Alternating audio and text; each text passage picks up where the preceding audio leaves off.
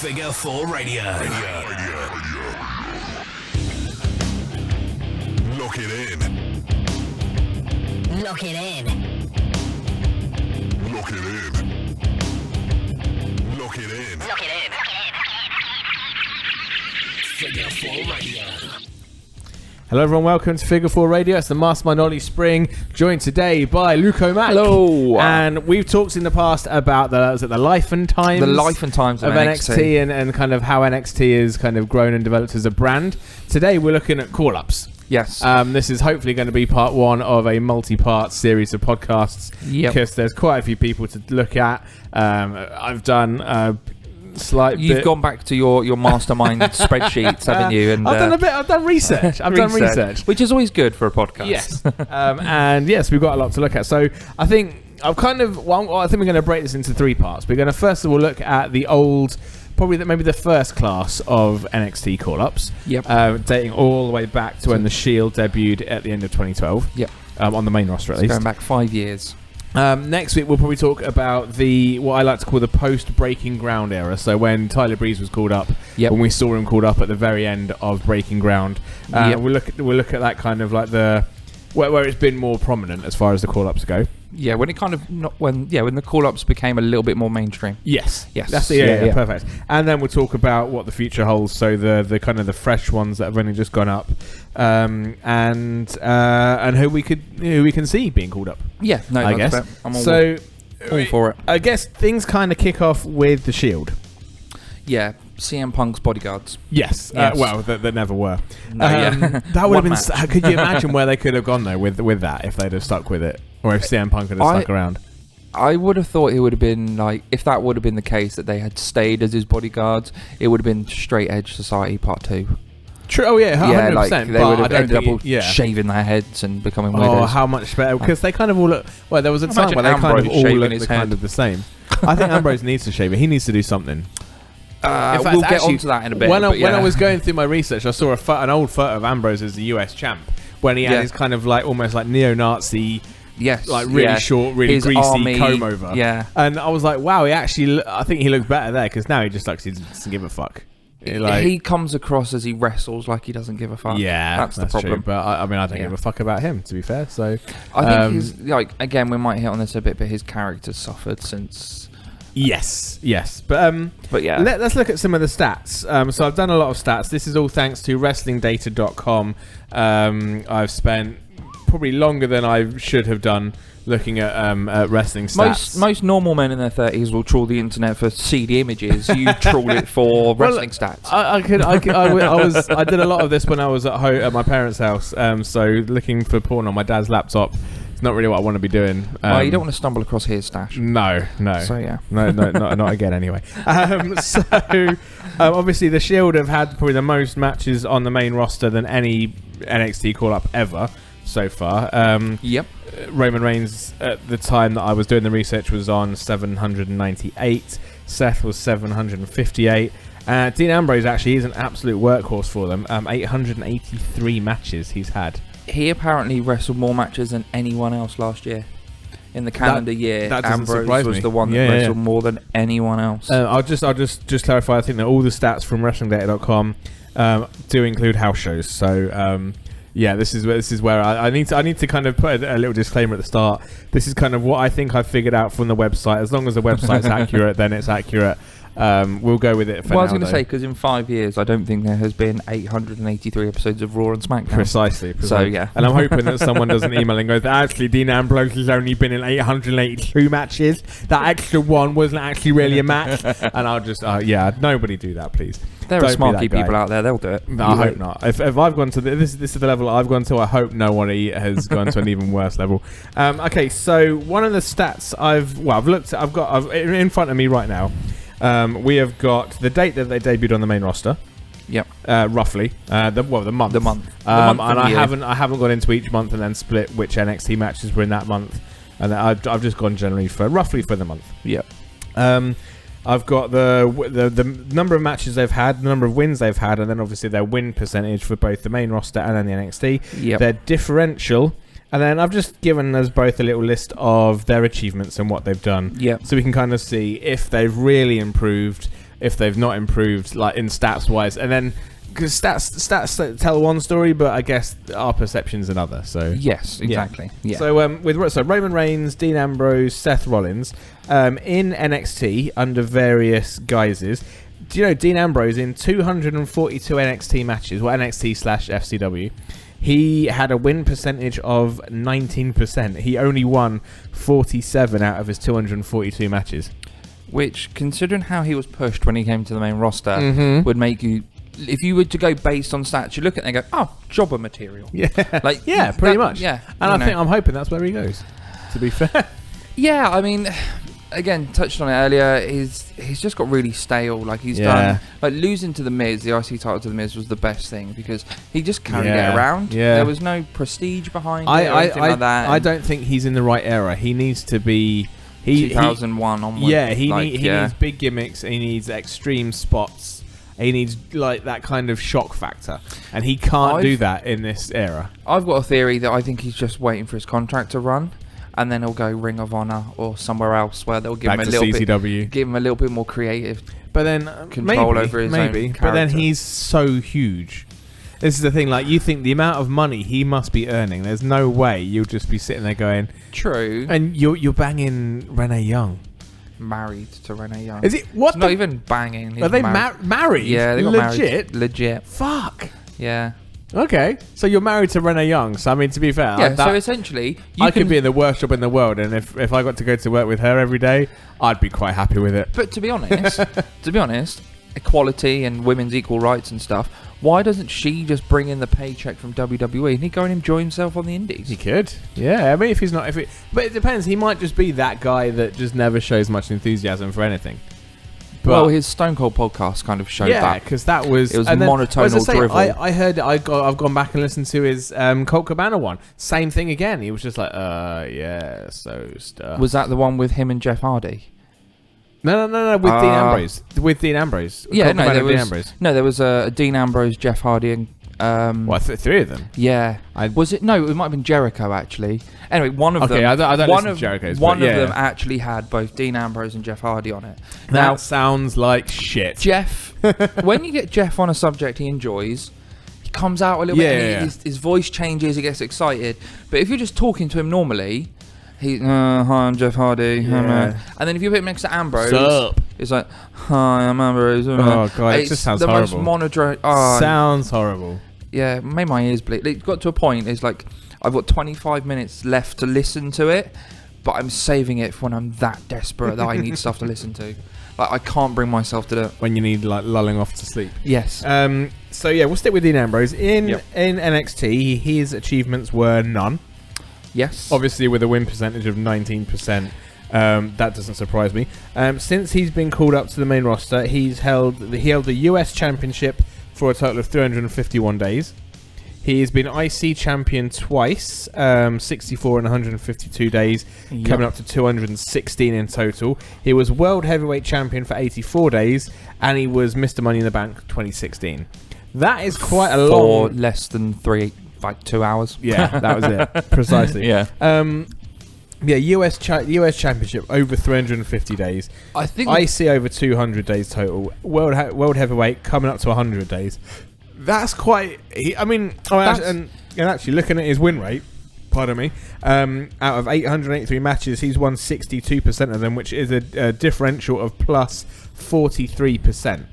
He is 43% more winning on the main roster than he ever was at NXT. So I think actually he's probably done.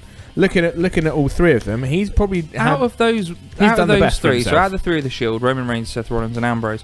Just looking at the stats you've got here, the main roster wins for Ambrose and Reigns are the same. Yeah, I thought that was really weird. They've both had 551 wins. Yeah, really I mean, obviously the percentages are slightly different because Reigns has been in a few less matches.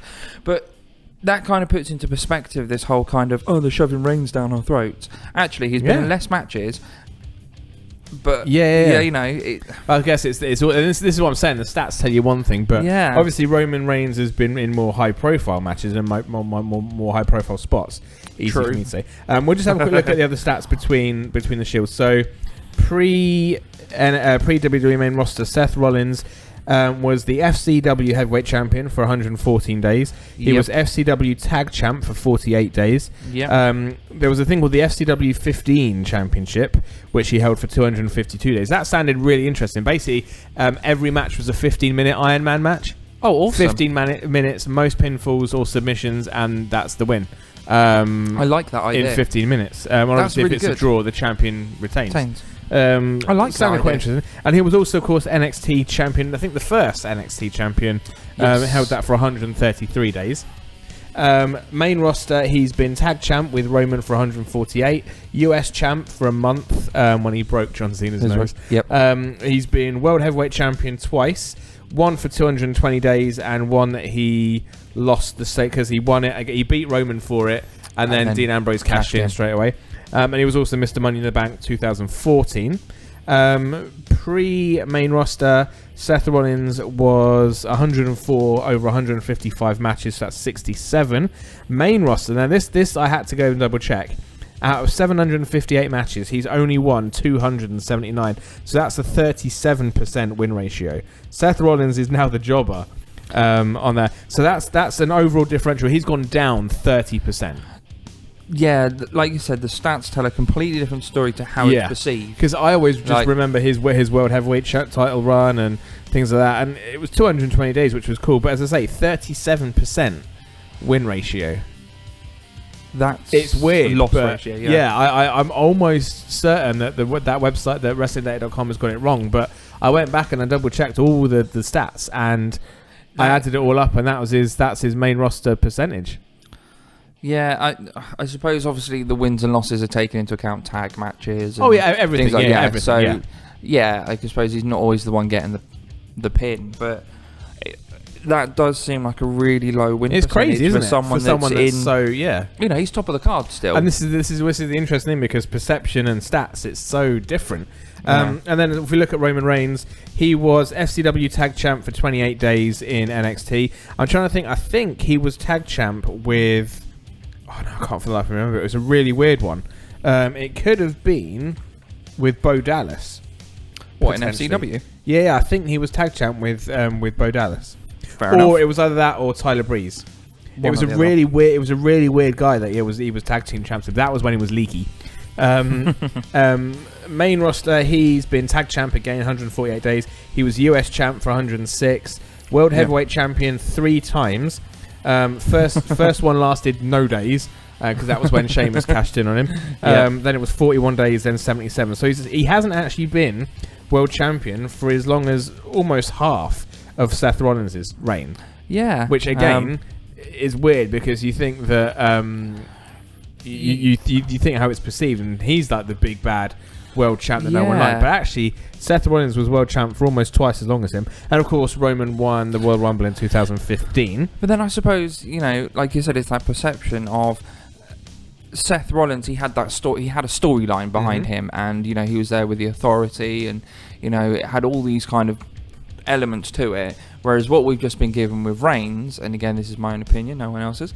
What we've been given Reigns is, here's the person we want to have the title, and we're going to push him. And then it's like, oh, actually, Lesnar's signed. Let's give it to him instead. And, you know, they've pushed him and they've stopped. Yeah, they kind of stuttered on him. Yeah, they want him. But then I guess it's no surprise, because the crowd reaction's been shit for him. So it goes back to that WrestleMania 32. Finale. That was many people were just like, dire. Oh, it's the main event for WrestleMania 32. I'm going to turn off now because Reigns is going to win it. I'm going to leave now and beat the traffic. But Roman Reigns win percent on NXT 72, main roster 69. So it's kind of only 3% kind of equaled out. So that's the thing. So technically, Dean Ambrose, his win percentage has skyrocketed. He's gone from having no belts or achievements to having a shit ton.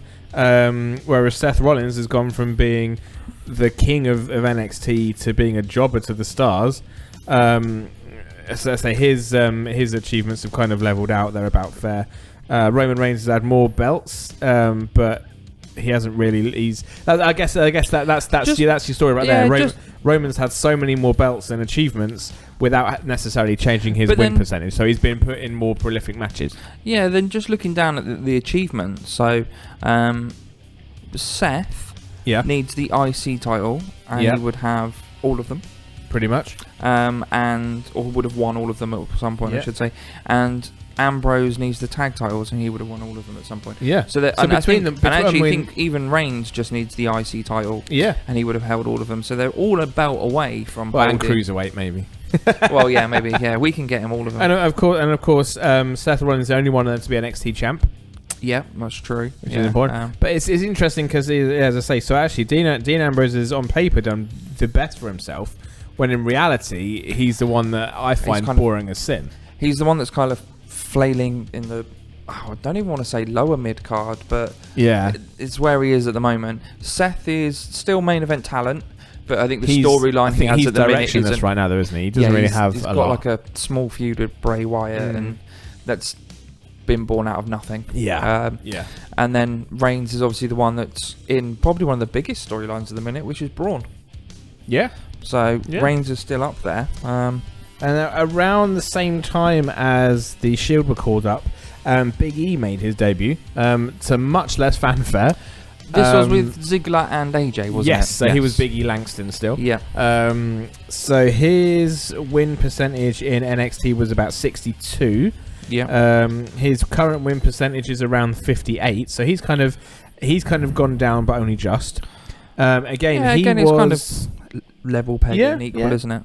He was FCW Tag Team Champion for 70 days. Again, I should have made a note of who it was with, but I didn't. But all of the FCW seems to be the place where there was lots of different teams. Just going to throw you with someone. If anything, the Tag Team Champs was the bigger of the two belts, really, from what I gather, because lots of people have been Tag Champs. You'll notice that trend down the list, I'm sure. So yeah, Big E was Tag Champ in FCW for 70 days, and he also was NXT Champion for 168 days.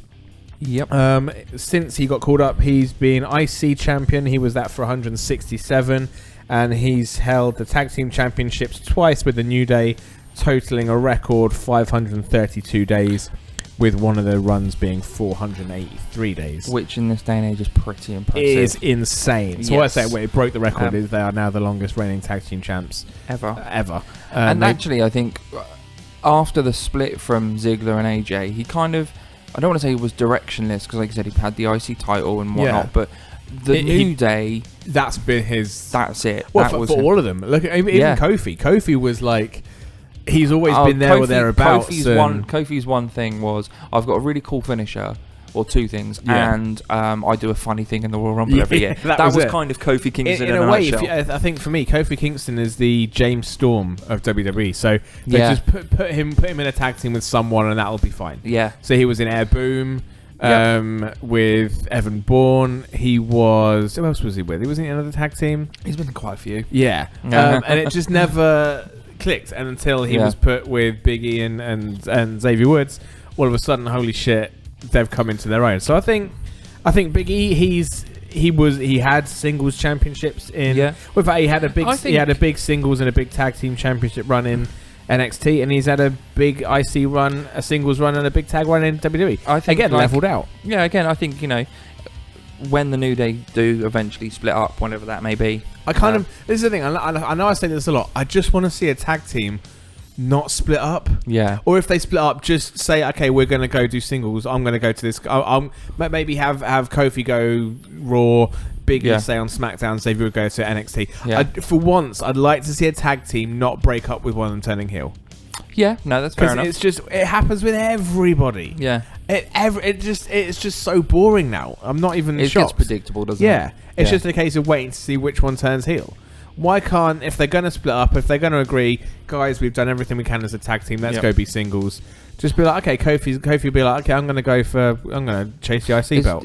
And Kofi's too big for Cruiser, isn't he? Potentially, I'm thinking probably Xavier Woods would probably be best for it. But just have them all say, well, let's go do our own thing, but let's not be dicks to each other. Yeah. How about none of us turn heel and we just kind of go on? We'll just become three separate baby faces. Yeah. That's it. Yeah. That's it. Yeah.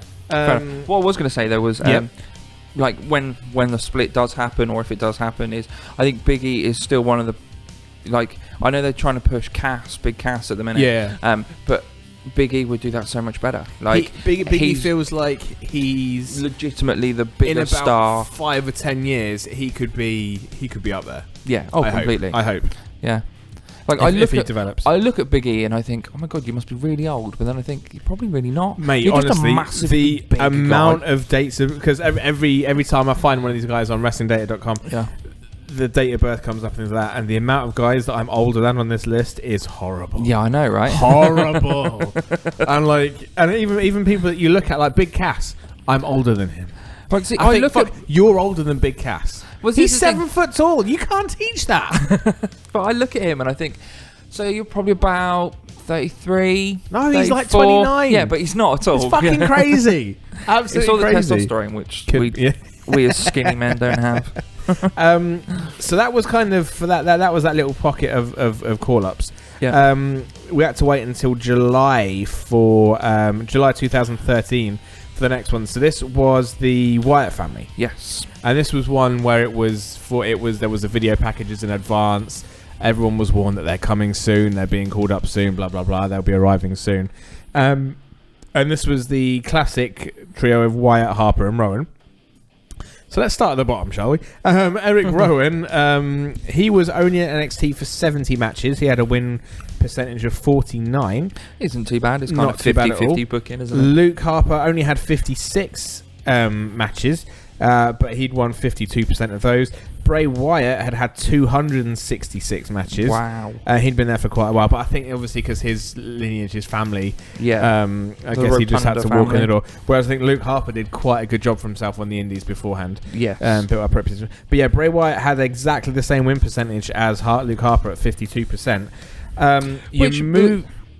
Looking at that as stats makes me think, 50-50 booking. I don't. Yeah, sort of. They're all kind just of based on stats, not what not we too know high, and not what's too low. happened. Yeah. I just look at it and think, that's you win, you lose, you win, you lose. Yeah, potentially. Yeah. Potentially. And actually, if you look at the NXT achievements they had, Harper and Rowan were NXT Tag Team Champions together for 49 days. Yeah. Bray Wyatt was an NXT Tag Team Champ for 109. No, sorry. He had a run of 119 days and then a run of 42 days. Yeah. So that combines for 161. I'm going to have a look, and I'm going to guess that one of those was with Bo Dallas. Nope, it wasn't. Actually, no, wait a second. No, it was.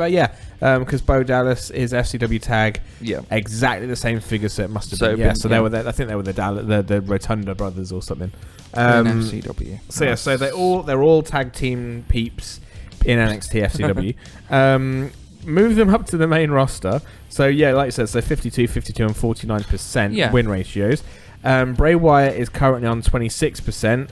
Luke Harper 33. Eric Rowan 32. So they have all gone down. So minus 26 for Bray, minus 18 for Luke Harper, minus 16 for Eric Rowan. Out of all of them, I feel really sorry for Luke Harper. I think he's got the potential out of all three of them to be a massive. Well, I think Luke Harper's got the skills in the ring. Yes. He's one of those really physically gifted and agile big guys. Yeah, he is. Whereas Bray Wyatt's got the character to be an absolute fucking you superstar. kind of want to merge them together. Yeah. Or like keep them as a Wyatt family. Just keep it as that. Yeah. So I could talk for days on how I wish Bray Wyatt would just win everything and be treated like Undertaker Part 2 or Mankind or I don't know. He needs to be a bigger deal. I mean, in fact, let's have a look at their main roster tings. So Bray Wyatt has held the tag team championships for 23 days, and he did have the World Heavyweight Championship for 49 days. Yep. Luke Harper was IC champ for 27, tag team champ for 23. Eric Rowan's had fuck all. Nothing.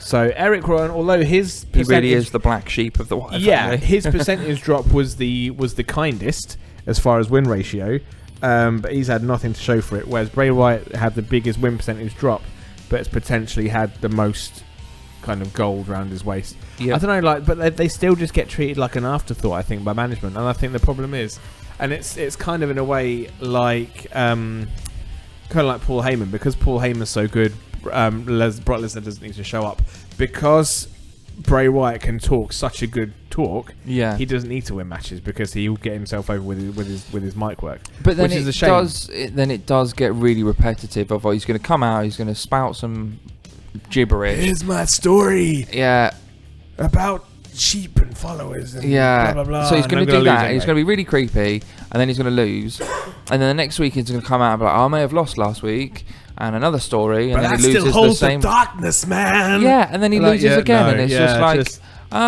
this is happening. This is it. So he needs to go on a mammoth winning streak, if you ask me. He needs to win a belt and hold it for forever. But yeah, I don't think that's going to happen after everything that's come out about him. As far as crowd reaction goes, I think Bray Wyatt's potentially got one of the best, because you look at his Fireflies now. That I get the feeling if I was to witness that firsthand, I would get goosebumps. Just all the lights become ridiculous, which I think is awesome. His little entrance, his text on the entrance is always is different. Yeah, comes up with the Fireflies and they then fly. So that he's obviously got people. They're going into this level to produce him like that. Yeah, but he just doesn't feel like a big deal, which is a shame because he fucking is. He is. I think, like you said, he's really gifted, really talented. They just need to. I wouldn't even stick the world heavyweight on him. I'd give him like the US or the IC or something like that. And just be like, run with it. Have it for a couple of 100 days, and just make it yours. Build something that people can actually believe that you're believe what you're saying. Like, talk some talk. Because he's currently on Raw. Yep. And this is dream booking, and the Miz is the current IC champion. Now, the Miz is all money maker, look at my face, I'm amazing, I'm an actor, look at my beautiful wife, rah rah rah, right? Bray Wyatt's like the exact He's the opposite. complete opposite of that. How cool would it be to see Bray versus The Miz for the IC championship, where it's all very, it's all smoke and mirrors with Bray anyway, but it's all very, I'm going to bring you down to my level, I'm going to make you realise that it's not about this, so on and so forth, and have them feud for a couple of months. Have the title defended 2-3 times, make it about the championship, and just have a really solid feud with them. I just want to see, him be taken as seriously in matches as he is on the mic. Yes. That's all I want to see. Yep. That's what I want to see. The only other person to get called up in 2013 was in November. Xavier Woods kind of flew in under the radar. I think he came up with he was kind of paired with R-Truth. Yeah, I don't remember that one, to be honest. Yeah, it was more superstars and main event. Yeah, main event rather than Raw and SmackDown. Yeah. And Xavier Woods, he was in NXT for 148 matches. He won 57% of them. And main roster so far, he's got 331 matches, and he's won 55%. So he's again kind of middle of the road. Hasn't really done all right. He was FCW Tag Team Champ for 27 days. That was it. And again, as I say, Tag Team Champions as part of the New Day with the Freebirds rule. Yeah. Total of 532. So again, but then I guess his name, when he was first called up, just like Big E, he was kind of just there. And it's only been the New Day that have helped elevate them to more than they ever thought they could be. But this is the thing, like, this is the whole point of NXT, isn't it? So, like I said, we touched on it before. It's you develop the skill, and you learn what you need to. The interesting thing with Xavier Woods, that break. Xavier Woods had so much experience everywhere else. He had a big run in TNA. He had a lot of indies. That's very true. I mean, I guess Dean Ambrose had a big indie run, as did Seth Rollins. Did he really? Yeah, Ring of Honor. Yeah, I guess. Yeah. Oh yeah. Was it Tyler Black? Tyler Black. Yeah. In a way, when I was doing the stats, it was nice. It was kind of cool when I came across someone like Big E, because he didn't have any previous promotions that I didn't count them in the stats, so I had to try and WrestlingData.com, brilliant for their stats, but really hard to filter out some of the things I didn't want. So someone like Big E was brilliant because he was just NXT straight off or WWE, whereas trying to filter out some of the stuff of Xavier Woods was a bit of a pain in the arse. But again, just like Big E, it feels like that it's the New Day that's kind of helped bring him into the front rather than anything else. And from what we gather, I guess if you listen to Table for Three and stuff, they had to kind of fight their own corner for that. They weren't told to be I think if you look at the initial package they were given, it was like a gospel choir. I remember reading the reviews, and everyone was just like, I can't wait for this New Day gimmick to be over. It's only been on telly for 2 weeks, and I'm already bored of it. Yeah, it was all very kind of righteous and power, positivity. They kept that. Yeah. But they put a completely different spin on it. Yeah. And like what they've done now with the unicorns and rainbows and donuts and it's just bootios crazy. And God but it worked. Oh yeah. It worked. Not just adults buying t-shirts, but I'm sure kids are loving that. Everywhere. Unicorn horns. Yeah. What the hell? Everywhere. Like just a strap on for your face. Yeah, it's crazy how well the New Day is. I don't know, kind of just elevated all of them. But again, I think that's when management have trust in people. Yeah, that's what you get. I think what they were saying on Table 3 was it was about to get canned, and they were like, "Wait, guys," just because I think Kofi knew that it was kind of like that was his last thing, and after that he would probably just be a jobber. Jobber for life, superstars all the way. And they were like, "Just give us one more chance, and we'll just do our thing. If it fails, you're going to can it anyway. Yeah. At least give us our own chance to do our own thing." And they went out and they bossed it. Yeah. Yeah. Yeah. It was good. So that was 2013.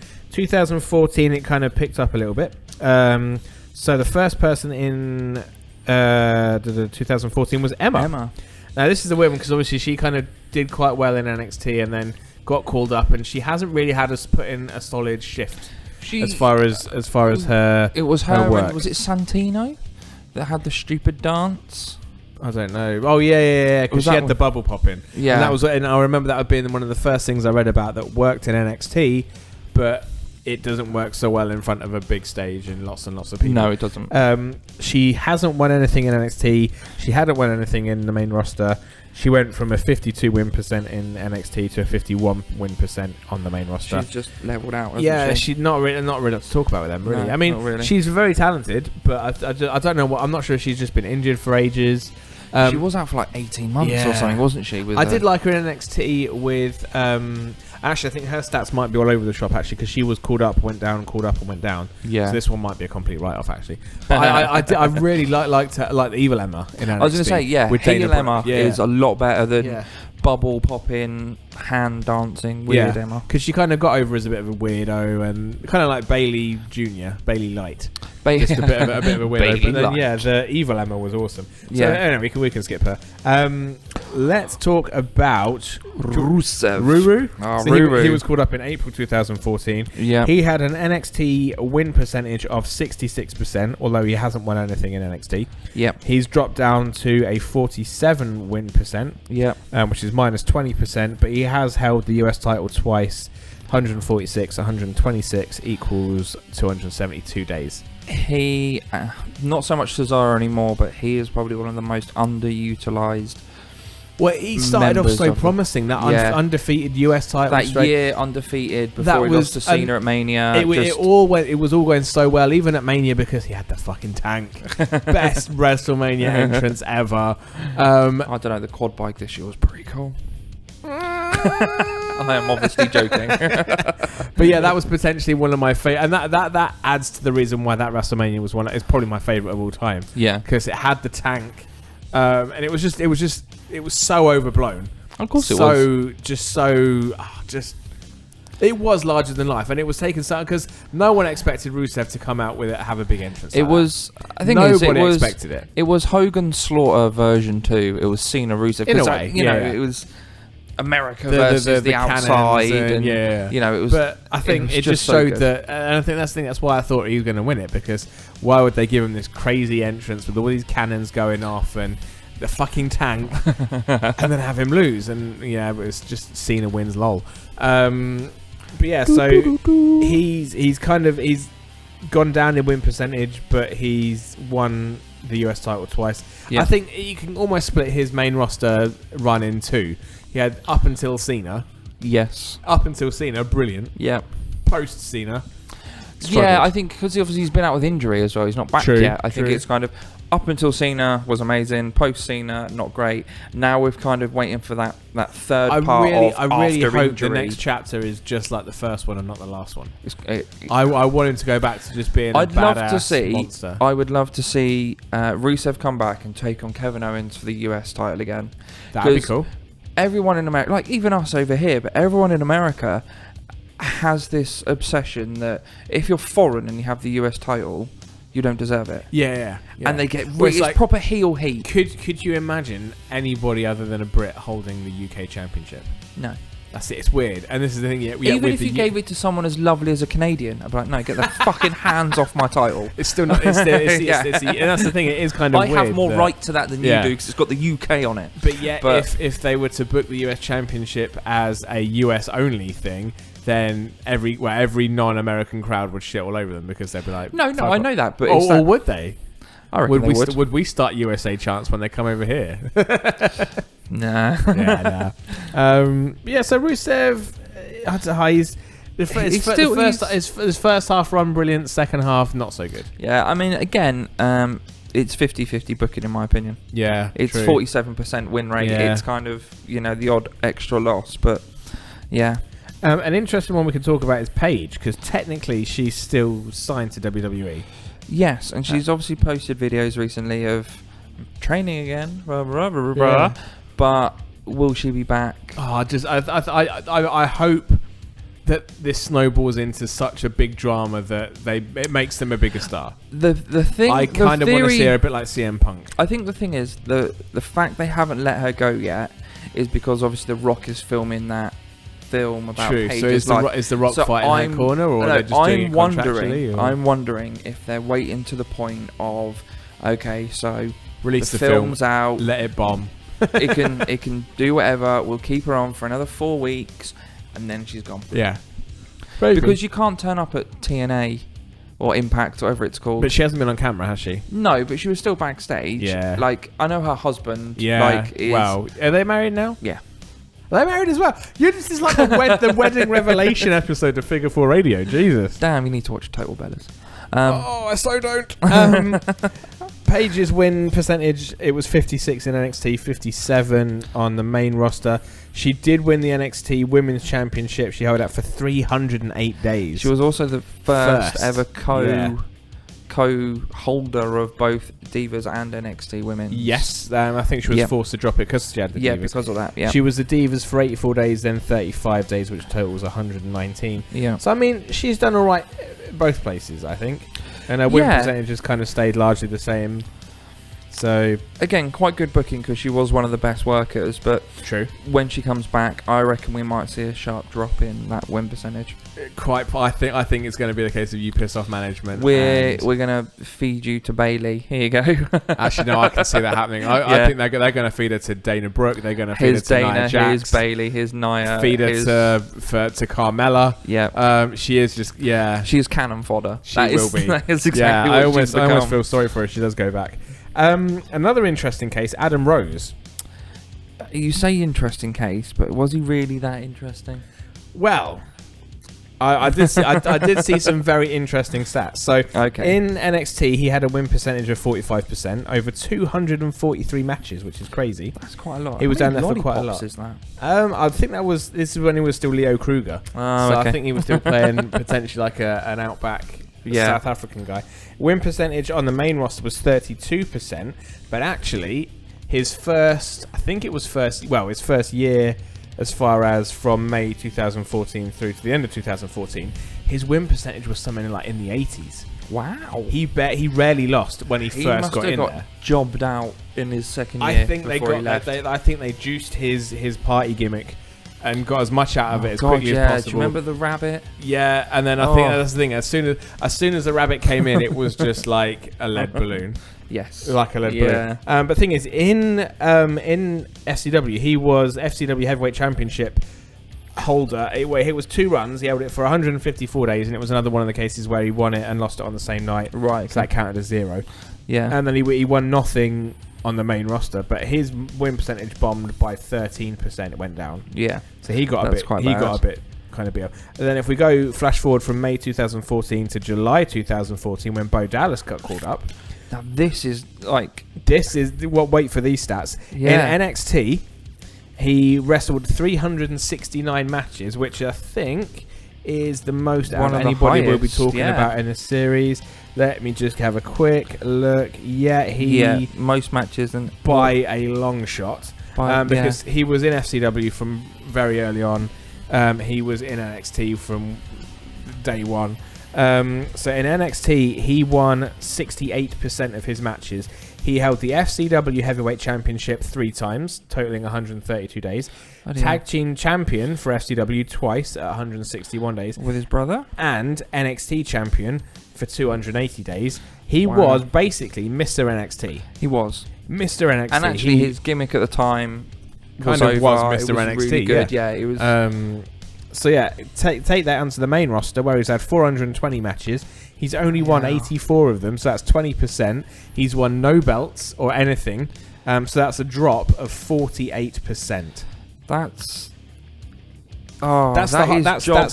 the biggest drop out of anyone we've talked about so far. It's about to get bigger, but you'll see why. That is Job Squad, isn't it? Yeah, he really has gone from being a huge deal. Sorry, I've just seen his next. Yeah, he's gone from a huge deal, third generation competitor. His family, one of the, quite an important family as far as WWE history goes. And then he got called up, and it was like, nah, fuck that. He's now dressing as a bear, following the Miz to the ring. Says it all, doesn't it? Says it all. Paul Bo Dallas. So I think actually Bo Dallas has had the roughest shake of the dice. Yeah. So far. But when I said to you, I think what was it you said when I was talking about the stats? You said I can't wait to hear the stats for the Ascension. Yes. Here we go. Ladies and gentlemen, boys and girls, I hope you're sitting comfortably. This is about to get fun. They were called up December 2014. Yep. In NXT, Connor was there for slightly longer than Victor. Yeah. Connor wrestled 198 matches, winning 63% of them. Victor wrestled 176 matches, winning 57% of them. Let's have a look. Victor won the FCW Heavyweight Championship twice, but only held it for 7 days total. So I think his first one he lost it the same night. Second one he only held for a week. He held the FCW Tag Team Championships for 17 days. And then between him and Connor, they held the NXT Tag Team Championships for 364 days, practically a year. Yeah. They are the longest running NXT champions in NXT history. Yep. Main roster. Right. Connor has wrestled 339 matches, Victor 381. That's due to an suspension, wasn't it? Probably on Connor. Yeah, so yeah. he went probably a lot of house show singles matches. Yeah. They share the same win number of 25 each, which I'm guessing was whilst tagging together. Yeah. So that is a win percentage from 63 and 57 respectively to 7% each. That is a drop of 56% for Connor and 51% for Victor. 7% win ratio. WWE, how to bury talent. And I think up until Bo Dallas, as far as singles competitors go, he has had the roughest shake. The Ascension have just been bent over and fucked up the arse with something very just pointy. Horrible. It is 7%. And the thing is, I was watching. Watching the. What was the last? The Money in the Bank pay-per-view. Yes. And it was the Fashion Police. Oh, the Vice. Yeah. Fashion Vice versus the Essential. And when they came out, you look at. I think it's Connor. Yeah. He looks like he should be an absolute fucking. He looks like Hulk Hogan just with a mohawk and face paint. Essentially, He is built like a brick shit house. Yeah. Then fucking Victor is like, I don't know, he's like Shawn Michaels, but with a thinner hairline. Like, they look like they should be the absolute. They should be formidable. They should be burying people. Just a joke. Even more of a joke than Bo Dallas has become. Yeah. At least now they're doing something with those three. Like we said, Bo is now with the Miz. The Ascension's now back on TV. So maybe. Yeah. At least you're on TV. Yeah. It's I don't know, because I wasn't really into NXT at the time that they were the tag team champs. So I can't really claim much. But knowing that they were absolute monsters. I used to read a lot about NXT. I didn't watch it, but I used to read a lot about it. I think this is all before the network really hit off and I started watching it. Yeah. It was just, they were just absolute monsters, and they haven't changed the way they look, so they still look like absolute monsters, but they're just like a modern day Legion of Doom. And in fact, that Money in the Bank match, it was finished by a small package, roll up. Yeah, but and it was out of nowhere. It was almost like they were in the middle of the match, and the ref was like, "Oh shit, we need to go home now." To be fair, okay, pop, small package, win, go. But to be fair, the whole Money in the Bank pay-per-view was we're not going to talk about that. We ain't going to talk about that. No. So R.I.P. the Ascension. 7%. Well done. 7%. Next week, guys, tune in because there's somebody else that's been effed in the A. Even more than that. Luke actually called it. Well, actually, no, their percentage is actually better. But there's someone who's number of wins Main is roster just win, yes. And I think I had to go back to August last year to find the last time they had a win. That's how bad it is for them. Answers on a postcard. Feel free to make a comment on any of our social medias if you can guess who's had the worst run down the Ascension. Moving on, so that actually wraps up 2014. Yeah. So that was all the call-ups in 2014. Not many in 15. Emma, Rusev, Paige, Adam Rose, Bo Dallas, Connor, Victor. Yep. 2014. 2015. Actually, I mean, there's. To be honest, like 2015, you could probably rattle through quite quickly. Let's do it. Let's do it. Callisto came up in March. Yeah, March 2015. NXT Tag Champions in his time in NXT. His win percentage is 73%. You know, won 55 of his 75 matches. Not bad. Yeah. So he's gone from 73% to 64. So he's dropped by 9%. But still, 64% is still a really fucking. In fact, actually, I think that was, apart from Roman Reigns, that's the highest win percentage so far. As far as main roster, until you get to the next person. Yeah, and again in NXT, win percentage was 73. That was actually higher than Roman Reigns. And actually, there's only one other person that's got a higher win percentage than him in this chunk. But you'll see why, because the numbers are a little bit funny. So he was NXT Tag Team Champion with Sin Cara. Yeah. He's been the US Champion twice. Yeah. 121 days. I mean, for a little guy, he's treated a lot really better, well, actually. a lot like a big guy, really. I'm isn't surprised he's not just been thrown into 205 and left to. I think that's the thing, because if you think with someone like Rey Mysterio, he was never treated like, he was never really in the cruiserweights when he. No, that's true. He was always kind of main event. He was always the small guy in the heavyweight scene rather than just another cruiserweight, or like the king of the cruiserweights. Yes, that's See true. what I did there. See what I did there. So after that, same month actually, Neville got caught. In fact, I think this may have been. Was this post WrestleMania? March. Year or slightly before, just before. Yeah, so because WrestleMania is April, isn't it? Yeah. Neville was called up the same month in 2015. He was in NXT for 211 matches. He won 72%. He's currently on a win percentage of 75. So he's actually done fucking stellar for himself. Yeah, 3%. Well, I was saying that. He was NXT Tag Team Champion twice. Once with Oliver Gray. Yep. As was it British Ambition, I think they were called.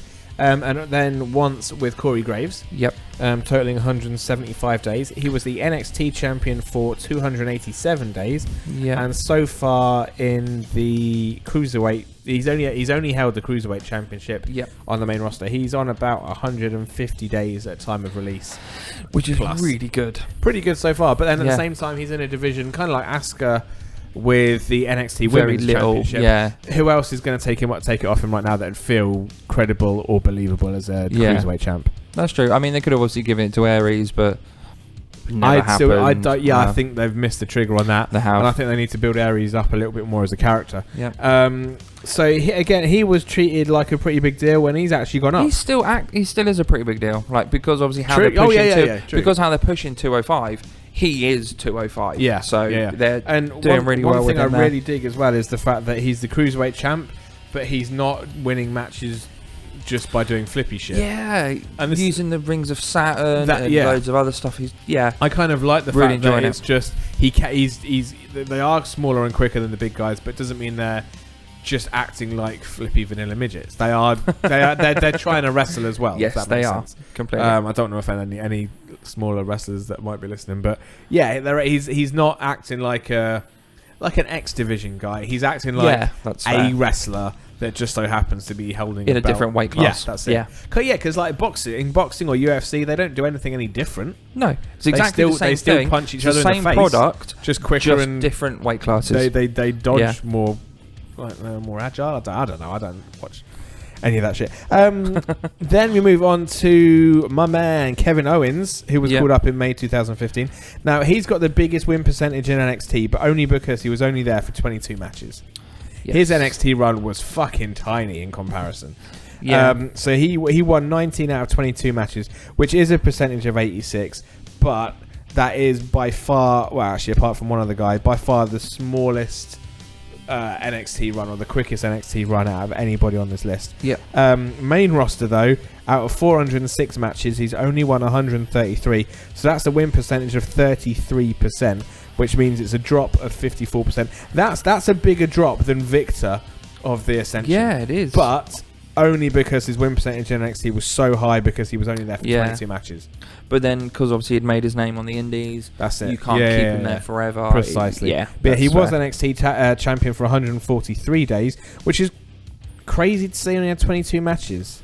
Yeah, but then I suppose because obviously all the matches are he must have not once really. a week He must have not been a house show every guy. 3 weeks. Yeah.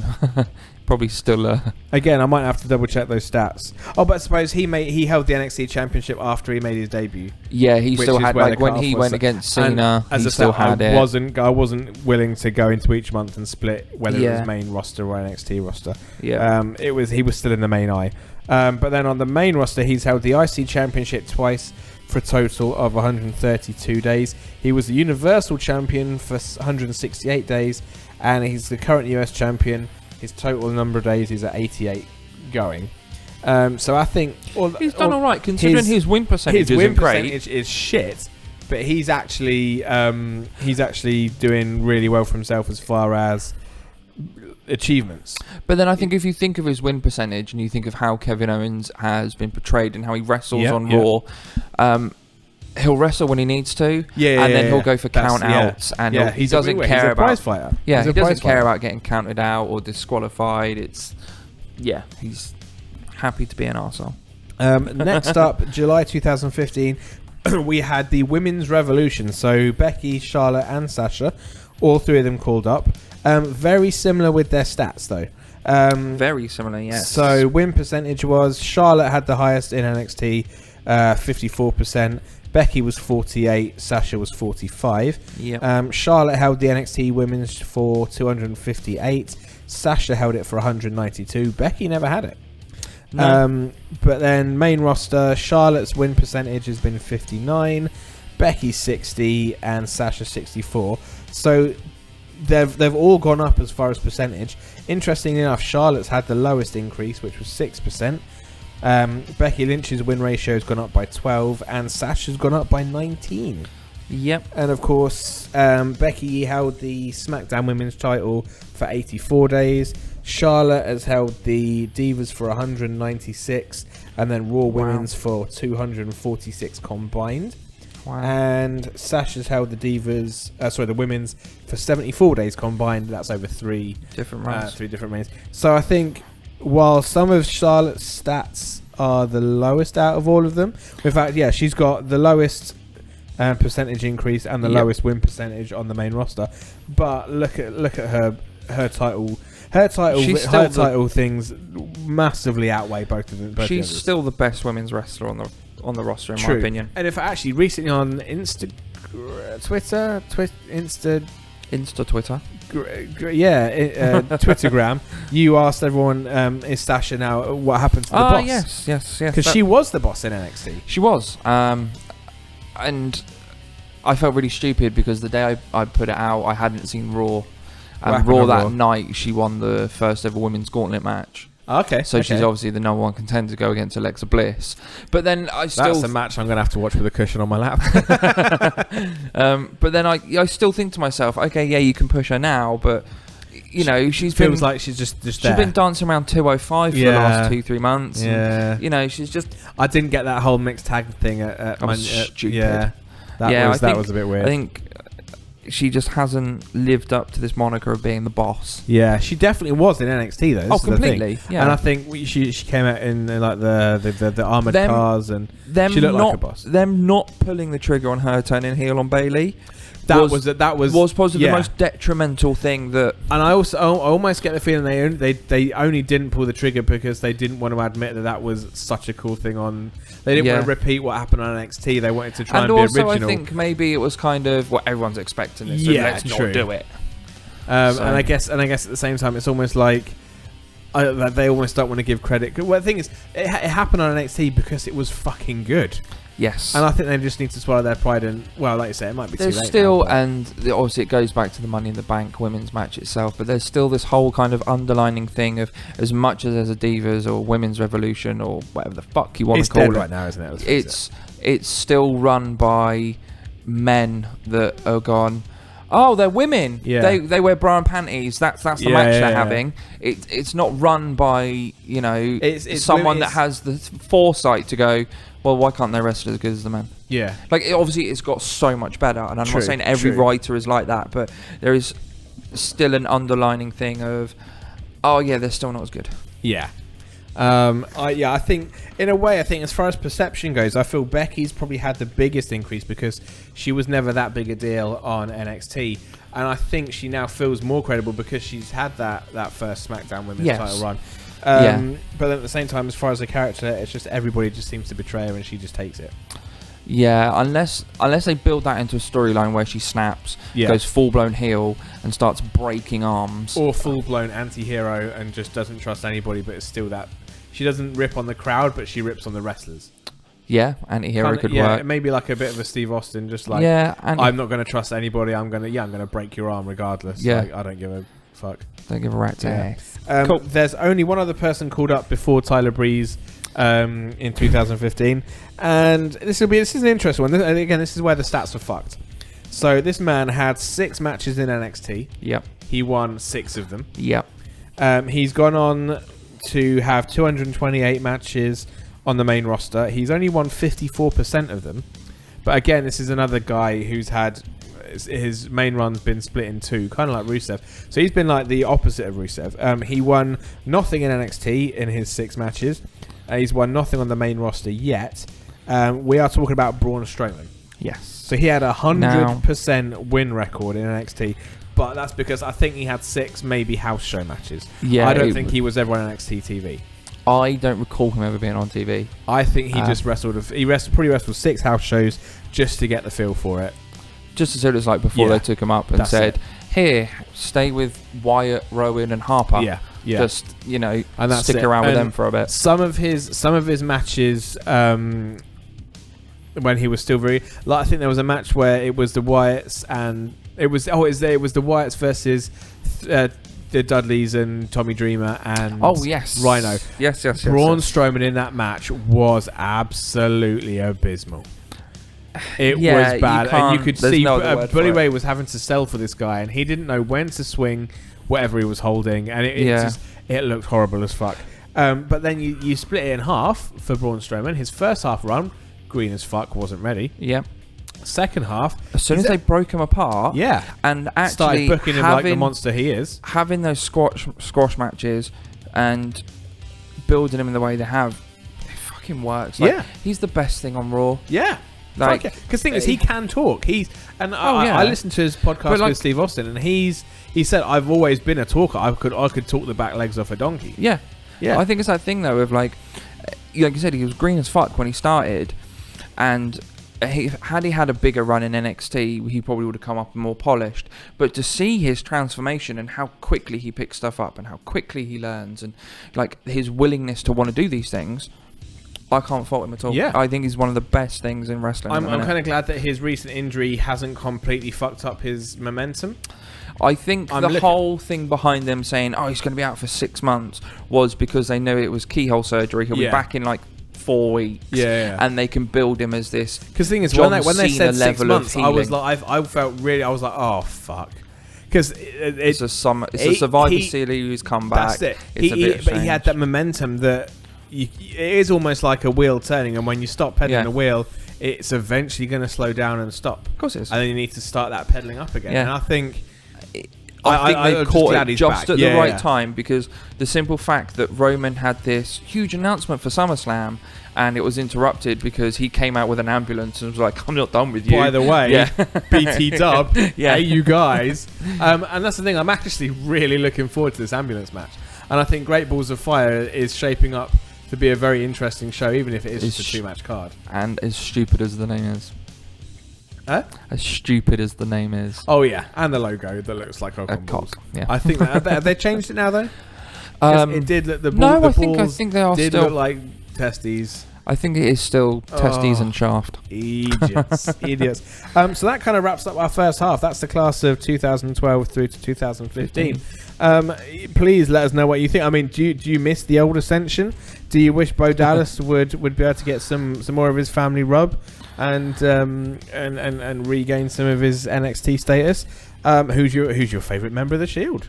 Do you agree with the stats? Do you think that that Ambrose is having the best run? I think personally, if you ask people who their favourite member of the Shield is, we're going to get a lot of shit for shitting on Ambrose.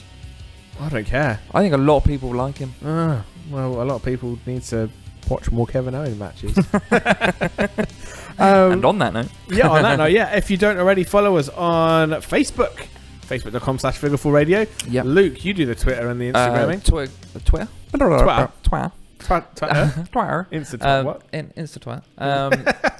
Twitter and Instagram, we are at Figure4Radio. Or there's me at F4R_Mastermind. Do you ever plug? Do you want to plug your personal one or? Mine's it's full of allotment photos and gardening. You don't want to follow me. Wow. You don't want to follow me. Revelation. Listen. Make sure you tell your friends and wrestling family. Well, friends and family. I went somewhere with that, and then I completely lost it this afternoon. This has been a long one. Thanks for sticking with us either way. iTunes, Stitcher, SoundCloud, Podomatic, not SoundCloud. Not any way you can get a podcast bar SoundCloud. Pretty much that. Go and find us, like, share, subscribe, leave comments on raters and stuff like that. Just get interactive. Just click stuff. Yeah, we like talking to people. We do. And if you're a wrestling promoter or a wrestler and you want commentary for your matches done post-show, or you want us to be at your show, do get in touch with me, either on Twitter or through the Figure4 Radio Facebook page. I am whoring myself out as a wrestling commentator. So if you don't already know, you can check me out at the following promotions. On July the 16th, I'm going to be at Sacrifice Pro Wrestling over in Leighton Buzzard. That's going to be their biggest show to date. They've had a tag team tournament building up over the past kind of 2 or 3 shows, and it's all going to culminate on the 16th of July. There's going to be the semis, quarters, whichever the last ones is before the final. Semis and the final all on one show. There's a huge 8-man match. It's called the Hateful 8 match. And there's a few other things going on. It's going to be an absolute riot. That's Cedars Upper School. Go to Sacrifice Pro Wrestling on Facebook. They are wrestling with heart. Then on the 28th of July, myself and the Killer Kai Brand are travelling off to Wales to Llanelli. I think, is it double L? Llanelli is what I'm going with. For Exposure Entertainment Wrestling or Exposure Wrestling Entertainment, whichever way around they put in their letters. That's going to be huge. They got Angie and Love, Davey Richards there. They've promised us things that we will not be expecting. And if I know Nige, that means we could be getting bra and panties matches. We could be getting light tube matches. What, you and Kai in bra and panties? I'm hoping that's not what he's got in mind for booking, but you never know. That is at Parky Scarlett's in Llanelli. Find Exposure Entertainment on Facebook or exposureentertainment.co.uk. Then the very next day, myself and TJ Lee, he's calling himself the emissary of truth now. Awesome little guy. We are going to be commentating at the Wrestling League in Harwich. Find the Wrestling League on Facebook. That's another huge card. We've got Pastor William Eva. There's I think it's a 10-man tag match between Team Gideon Gray and Team Mant. There's lots of stuff happening on that show. I cannot wait because the venue looks awesome. Mark is running it. He's an awesome dude as well. It's going to be a fun one. Then August the 20th, back at Sacrifice Pro Wrestling. That is back in Leighton Buzzard. And then flash forward to the 2nd of September, where me and Tej will be going back to the Wrestling League, this time in Ipswich. That's Saturday the 2nd. More fun stuff for that. I think they got the Wonder Kid Johnny Storm on that show. It's going to be awesome. So if you know anyone that wants commentary sorting, by all means, get in touch with me on Facebook. We've got the gear, we've got the guys. We will travel. Book me, yo. But for now, I've been the Mastermind Ollie Spring. I've been Luke O'Mac. We will see you next week, where we get into the second part of the NXT Call Ups. Until then, we'll see you then. Bye. Figure 4 Radio. Lock it in. Lock it in. Lock it in. Lock it in. Lock it in. Figure 4 Radio. Hello everyone, welcome to Figure 4 Radio. It's the Mastermind Ollie Spring, joined again this week by Luke O'Mac. Hello. So last week we looked at the first batch of call-ups, like they're on a factory line. First batch of call-ups from NXT, starting with the Shield. We ended around the Women's Revolution and then Braun Strowman being called up. He wasn't really called up. No, he was just dragged in off the street. So that was scraping the bottom of the barrel. So part 2 this week is kind of influenced from watching Breaking Ground, Yes. which is potentially one of the best things I've ever seen on the network. I absolutely loved it. I think I've only seen a couple of episodes, but you've really? you've implored me before to watch it all the way through. Oh, but then it's going to turn into one of those things that everyone goes, you got to watch it, and you just don't watch it, and then when you do, it's not going to live up to the hype. Yeah. I absolutely loved it. If I'm being honest, I absolutely loved it. Fair enough. Only because it was just kind of cool to see the stuff behind the camera. Well, I say behind the camera. Outside of the spotlight. Yes. It's in the spotlight as well. You know what I mean? Behind the scenes. And Yeah. It was so well put together. The stories they told were brilliant. And it's kind of cool now to see some of the people that appeared on that show finally kind of making their, coming into matches. Like Aaliyah is a big one. Aaliyah on NXT. It kind of showed her first kind of being given the Aaliyah character and things like that. And it's cool to it's just cool to kind of see people that you've kind of not grown up with, but you've seen them grow and learn. Yeah. In it. Yeah. So yeah, and obviously the culmination of Breaking Ground was everyone after I think it was WrestleMania. Or the Takeover Dallas, and Triple H is in the room and says, guys, it's been an amazing run for everybody. Yeah, that's right. And I'd like to make an announcement. Tyler Breeze is officially getting called up to the main roster. Yeah. And I think with that one line from Triple H, the kind of concept of being called up was born. Because I think everyone knew that they were in, like people like the Shield and Bray Wyatt were in NXT, but it wasn't the prospect, the concept of being called up. It almost really became like a new goal. It was like, I could be NXT champion, but above that is main roster. I can get called up. Yeah. So Tyler Breeze was the first one to get called up, and he made his official. In fact, no, it couldn't have been post WrestleMania because he made his debut. It would have been before in that. October 2015, unless he maybe spent some time getting ready for it. I'm not sure. It would have been at some I'm not time. sure. It might have been after. Actually, yeah, maybe Survivor Series or SummerSlam. or that SummerSlam. Whatever Series takeover time. that was. Yeah. Yeah. But either way, Tyler Breeze in NXT had a win percentage of 38%. Main roster, he's currently on 17%. Although saying that, in FCW, he held the Tag Team Championship for 28 days and the FCW Heavyweight Championship for 21 days. But in that Breaking Ground, you saw him talk a lot about his old character. I think it was Mike Dalton was his name. And basically, he was on the chopping block so many times. And he was almost fired or almost kicked out so many times because it just wasn't clicking. And Tyler Breeze was his last idea, in a little bit like in a way like New Day. And he basically said, "I've got one last idea. Can I try it? See if it works?" Yeah. And it got over. And to say his win percentage has been 38 in NXT and 17 on the main roster, I think he's one of the more I want to say, I don't know, classic wrestling characters because. You look at the likes of Seth Rollins, of Dean Ambrose, fuck anybody. Let's say anybody, and I'm struggling to find names. Kevin Owens, Neville, any of the women, Braun Strowman. They're just kind of muscly guys or big guys that wrestle. Whereas Tyler Breeze he's got that model. He's got a proper gimmick. I guess that's the word I'm looking for. Gimmick. Almost a bit 80s-esque. Yeah, almost very. As in 80s wrestling-esque or 80s culture-esque? A bit of both. True. Yeah. Oh wait, I suppose now with the fashion files. With the fashion files. Yeah. So I kind of like because we had a model in the 80s. You had Rick Martel. Yeah. Yeah. So it is kind of like it's an extension of that. True. It's so you could have taken him back to that day and they could have been an amazing tag team. Maybe. Martel and maybe Breeze that would have been great, But if for podcast questions where we talk about making a tag team out of someone from then and someone from now, that's there you go. Well, maybe Mankind and Bray Wyatt. Oh, Mankind and Bray Wyatt in a tag team. Oh no, because all their promos would be Bray spouting rubbish while Mankind sets himself alight in the corner. Like Bray would have to Mankind, instead of stop setting yourself on fire. instead of Bray coming down swinging a lantern, have to come down swinging a fire extinguisher. Or he'll just come down swinging Mankind by his hair. Yes.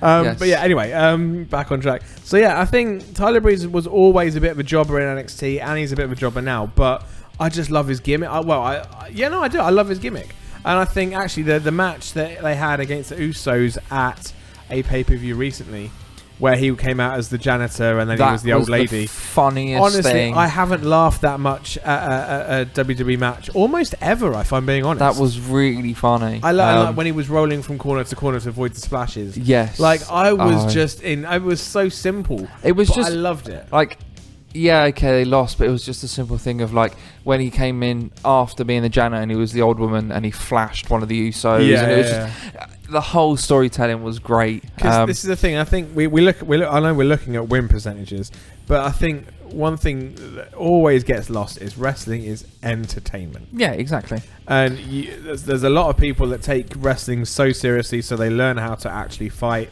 Yeah. And they come out looking like fighters, whereas some people just want to go out there and entertain. And I think Tyler Breeze is an entertainer in the purest form. Well, I think this is the thing. Like, Tyler Breeze, now he's teamed up with Fandango. Like, think Fandango before Breezango became a thing. Yeah. Even before the fashion files and everything else. Like, Fandango was a dancing gimmick. Yep. Which wasn't over because no one in 2000 and whatever gave a shit. Yeah, like, true. It really, like, True. I'm pretty sure someone in WWE's creative went, you know that Dancing with the Stars? Why don't we have someone that just a ballroom dancing? Yeah, that's but where that is where I guarantee they got the idea from. Jericho was on Dancing with the Stars, but they didn't use him in. Like, they could have easily given it to him because Jericho's a clever man and would have gone. Fuck no! Fuck off! I'm going back on tour. Bye. I'm Y2J motherfucker. I ain't doing that. Yeah. But I think Tyler Breeze. I think he's somebody that, and I say in a way, we look at the achievements. He was given the achievement of wrestling Jushin Thunder Liger at an NXT takeover, which is probably bigger than any championship you could ask for, really. Yeah, that's very true. Because that would have been a huge honor. One of the greats. So although his stats are a little bit skewed, I think to be honest, he's starting to come into his own now that he's being. I want to say being treated seriously, but obviously. The Fashion Files or his Fashion Vice, whatever it's called, is not serious. His comedy is being treated seriously. Like, he's being made to feel like he's not just going out there just to lose. He's at least having some fun with it. Yes, that's fair. Yeah, which I think is good because he's genuinely a nice guy as well. Honestly, you just watch Breaking Ground. Just watch it because he is such a cool guy. There's a bit with a dog that he rescues and some slights. He's such a genuinely likable guy. I think I could happily sit down with him for a beer and chat to him and wouldn't get bored. Fair enough.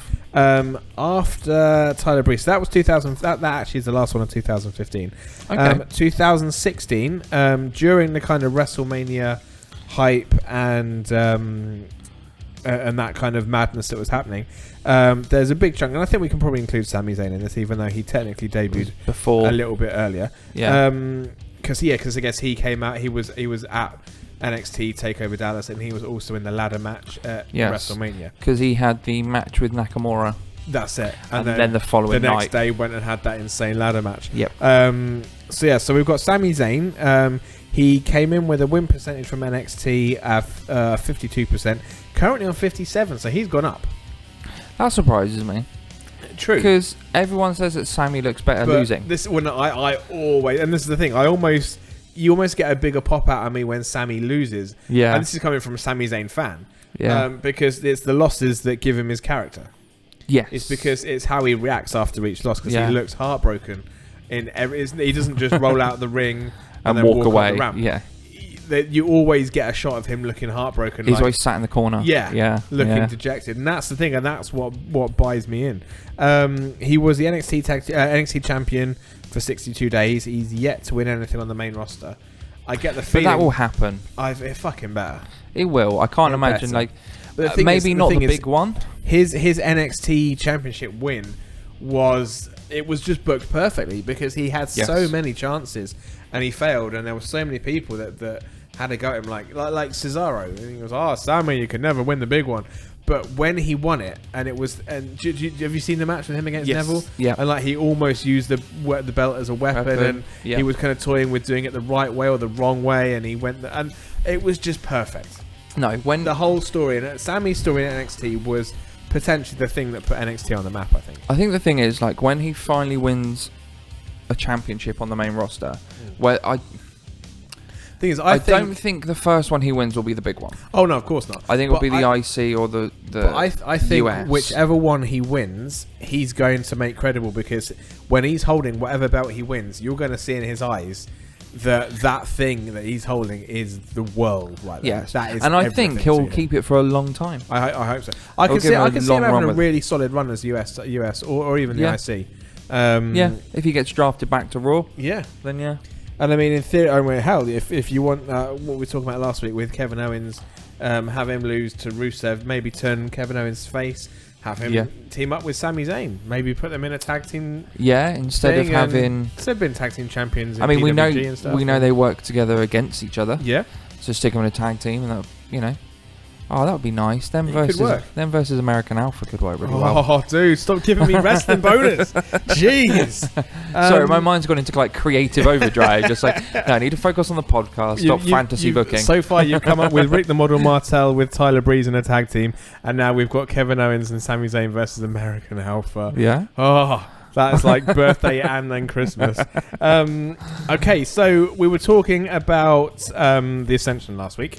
Yes, and their win record, wonderful win record, current win percentage of 7.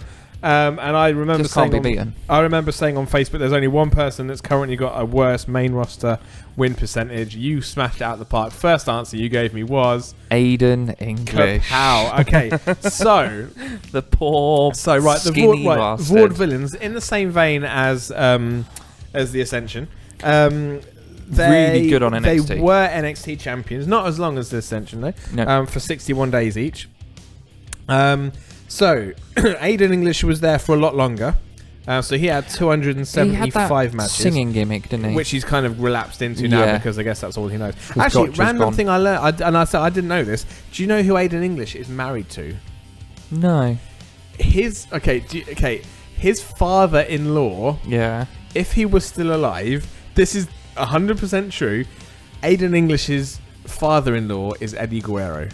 No. Yes, he is married to Eddie and Vicky's daughter. No. Married. Yeah. Oh, fuck yes. Have a wedding bomb on you. Yeah, the tide has turned. Dropped 2 on you last week. The bomber has become the bombee. I've just dropped one on you there. Aiden English married Eddie and Vicky Guerrero's daughter called Shaul, Shaul, I think it is. Because obviously Eddie died at like whatever age it was. Yeah. In my mind, and obviously I've recently watched an older pay-per-view where he was still quite young. Yeah. I see him as like a 25, 30-year-old. So when you say he's married to Eddie Guerrero's daughter, it's like... She's like crazy. 12. But this is like, Aiden English. Wrong? This is Aiden English, the guy, probably one of the most boring guys on paper. Anyway, back to the stats. Imagine having your mother-in-law as Vicky Guerrero. Could you imagine if like you're like she's could you just imagine she's still living at her parents and you're kind of snuggling up after a film and then all of a sudden excuse me well, okay, do you reckon she does that at the dinner table? There goes my boner. Do you reckon she does it at the dinner table? It's like everyone's around for Christmas and it's like all the family around and she's leaning over people. Excuse me, I want the mash. Just like Vicky, you've got enough mash on your plate. Look at your love. Calm down. So Aiden English had 275 matches in NXT. He won 43% of them. Simon Gotch only had 181, but he won 51% of them. See, good win ratios there though. Yeah, it wasn't bad. Yeah, kind of middle of the road. A gimmick which worked really well on NXT. They had a better win percentage than Tyler Breeze. They had a better win percentage than Becky Lynch. Yeah. Well, actually, no. Well, Gotch did. Yeah. Yeah, there was a few people. Okay, so Simon Gotch, out of 117 main roster matches, he won 8. which though is still a 7%. That is still 7%. On par with the Ascension. That is. So they won 25 out of 350 odd. Oh, Christ, he didn't even win that many. So yeah, Christ. So the Ascension won 25. He's won 8. Now Aiden English has only won 9 matches. Oh, so one more. However, that's out of 170. So that is a win percentage on the main roster of 5%. And in fact, I think I might be right in saying the last time Aiden English won on the main roster was, I think, August last year. I'm pretty sure Head has a better win percentage. He does. Well, I mean, or Moppy, or you look at DDT wrestling in Japan, and there's inanimate objects which have had championship runs. Oh, that ladder that won that. Yes, a painting. Yeah, a painting one. In fact, I saw one where the champion had fallen asleep eating a snack. A referee was walking past and he saw the snack because he was lying on his back eating a snack like some sushi, and he left the sushi on his chest and fallen asleep. And the referee saw it as a pin and awarded the belt to the sushi that was being eaten before he fell asleep. Sushi has a better win ratio than Aiden English. It's essentially got 50% because it won its first match and then I'm probably sure lost its second. So yeah, Aiden English is worse Can we than tweet sushi. him this that your win record is not as good as a piece of sushi? You be my guest. Be my guest. So yeah, the Vaudevillains, I absolutely loved them in NXT. They were great. It worked to a T. It didn't work on the main roster. They didn't know how to book him. Simon Gotch was a bit of a cunt. Got himself fired. Or did he walk out, or was he fired? Can you say that word on a podcast? What, Gotch? Yeah, that one. No, he was a bit of a cunt, and he's not there anymore. And I think now Aiden English I think it was released, but yeah. Yeah, and Aiden English is now gone back to his singing thing because that's all he knows. And I'm guessing because he's related to the Guerreros, he's going to be there for a while. He's going to at least pick up a paycheck. Yeah, I wouldn't be surprised if he started using the frog splash. Well, his thing was a swanton, I think, if I remember rightly. That's true. Yeah. Yeah. So then also, and this is in the in that kind of post WrestleMania call up. Pardon me. In fact, wasn't this the night that Shane McMahon took over? And he basically started calling everybody up left, right, and centre. Probably. So he'd had the match with Undertaker, and if he'd won, he was in charge of Raw. He lost it, so was in charge of Raw, and started calling everybody up. This is what happened. I'm not. Because it was meant to be. Yeah, if you lose, you're not in charge. But he lost anyway. But he was still in charge. Yeah. Because no, because Vince came out, didn't he? Oh, it was that lockbox stuff, and Vince came out and said, Steph, you have Raw. Shane, you have SmackDown. But Shane, you can have Raw tonight. Yeah, so he did the first match, and or Shane first thing, and then he just called everyone in. Shane was like, "Oh, I've got your Dropbox password," and then all of a sudden, some shit. So then also called up, we had Apollo Crews, and this is kind of going in alphabetical order now. I don't know why it's because Aiden was before Apollo, and I had to shoehorn in Simon Gotch. Because of the Vaudevillains. Apollo Crews was only in NXT for 100 matches. He won 81 of them. Wow. So 81% for Apollo Crews on NXT. 72% in the main roster. But still, that's pretty fucking good.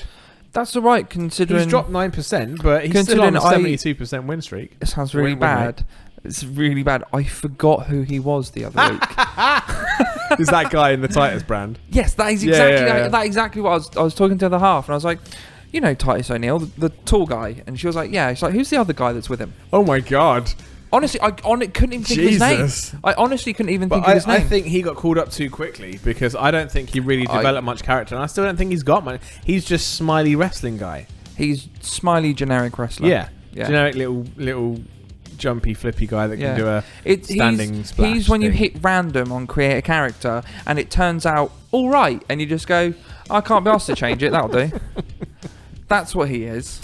Yeah, I mean, he won nothing in NXT. He won nothing yet on the main roster. I mean, he won the respect of Titus O'Neil. Well, he's been browbeaten into a position that he doesn't want to have. Yeah. So we can skip Apollo. Baron Corbin, here we go.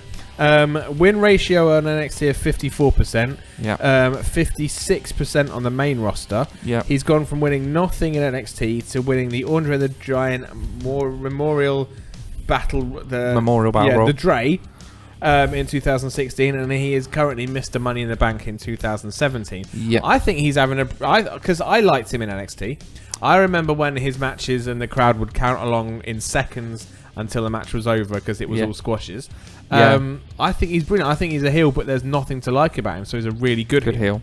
No, I don't think anybody cheers Baron Corbin like they cheer Kevin Owens. No, that's true. Which I think there makes are two him a better moves from heel. Baron Corbin, which for some reason, and I don't even think one of them is essentially his. One of them is End of Days. Really like End of Days as a finisher. Love it. The other one is Deep Six. Which is a cool move. It's like spinny and... Yeah, but I don't think that's... I don't know if that is a Baron Corbin move. I don't know if other people use it. But they're just the two moves. Whenever someone says his name, I'm like, Deep Six and End of Days. I like him. The Rock. That's really good. The Rock. You used it? No, just give me... what moves do you think with The Rock? People's Elbow and the Rock Bottom. Anything else? Sharpshooter. That's fine. Yeah, but no, it looks shit. Don't call that. I suppose Samoan drop. But yeah, so The Rock always says I only ever had two moves. Like in Stone Cold, he had a stunner and a Thez press. Cena, AA, and... Oh, he's got 5. We know that much. But yeah, this is the thing. You only need two cool moves. Spear and Superman Punch. Samoan drop again because he's Samoan. Well, you take that for red because it doesn't count. Yeah. Okay, here's a weird one. Okay. Samoa Joe. Okay, he's... Okay, no, but the thing is, you're asking a TNA fan the moveset of Samoa Joe. Yeah, that's true. So we'll scrap that one. he's got the punches, the kicks, the back fists. Yeah. He runs at you in the corner. He gives you the Uranagi on the slam. He's got the little sequence where he gives you a atomic drop into a clothesline into a running back senton. Yeah. He's got the muscle I buster. love the running back senton. He's got the coquina clutch. He's got the running corner boot into the Doesn't face. Lesnar know about the coquina clutch? I haven't really caught up with it much lately, but I'm really intrigued to watch the catch up. I won't ruin it for you. I'm fine for you. I'm not going to watch it. All I'm going to say is they have made Samoa Joe look like a beast. About fucking time. Anyway, off topic. Yes. We'll get on to old Joe in a little while. Yep. Baron Corbin, I think he's done really well for himself, and I don't think he's ever really stuttered on the main roster. He's just been waiting for his chance. No, and I think he's played. He's played that character really well. Like going into Mania, he was like, I'm not even sure if it's a character. Well, that's true. Yeah, I think going into Mania, he was like, I'm going to win the Dre. Once he won that, he was like, now I've won this, you're going to put me in the main event. Yeah.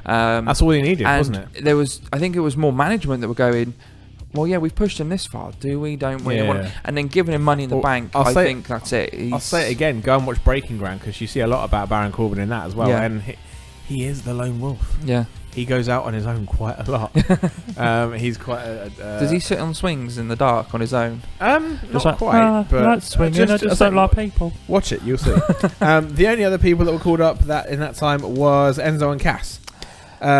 So this is where it gets... Actually, the stats are very interesting on this one. Okay. So Enzo... in NXT has a win ratio of 71%. Okay. Big Cass only has a win ratio of 60%. Who's got more matches? Cass by almost 100. Well, in fact, almost 100 more. But then you look at the main roster. Enzo's win percent 44, Big Cass 55. So, but that's because of Enzo's injury and the fact that they're pushing Big Cass as the heel. So Big Cass has lost 5%. Enzo's lost 27%. Though again, they've won nothing in NXT and they've won nothing on the main roster yet. And they won't win anything as a team. Well, not anymore. But this is the thing, right? So I was there in London at NXT TakeOver. If they'd have won the tag team championships that night, and it was it the 4-way or was it? No, it was them and the Revival, I think. If I remember right. Yeah. It couldn't have been it was the Revival. At NXT TakeOver London. Yes. This is the thing. I was there. I didn't see any of the fucking show because of the tall ass people in front of me. Yeah, if they'd have won then, that would have cemented them as like one of the hottest teams. But yeah, I think that's what they lack. They're kind of, you know what? They're the common man's Bray Wyatt, because they do all the talking. Shit, they talk on the mic, but they never win shit. Yeah, I've just for me, Enzo is like the female Sasha Banks, and by that, everyone knows my feelings behind Sasha Banks, and I've tried to change. I tried to think, yeah, she's a good wrestler, blah, blah, but I think he's sloppy. Yeah, I don't think he's a particularly great wrestler. He talks too much, and I just think he's a bit of a dick. I can agree with that. Yeah. Yeah, I mean, and like again, he'll make a great jobber because some, he sells brilliantly. True, yeah, but because he's the probably Ziggler levels of selling. But then again, watch Breaking Ground. He's really weird on that. I don't like him from that. But yeah, Cass, I love. You know, Dean Ambrose used to room with Cass. Oh, really? When Dean Ambrose was in FC Dub. So yeah, I don't know. I kind of like the fact they're going to split them up. Although, but then actually at the same time, I think I would have preferred to see them both turn heel, because imagine Enzo as a little yappy heel dog that just hides behind Big Cass. Cass comes in and just punches him in the face. It's kind of Enzo yaps at them from behind. It's kind of a bit like America's relationship with the UK. Yeah. America at the front going, oh yeah, we'll kick your teeth in, and England behind going, yeah, we will. That's what they would have been like. Yeah, and then they've turned heel on us. So yeah, they're bastards.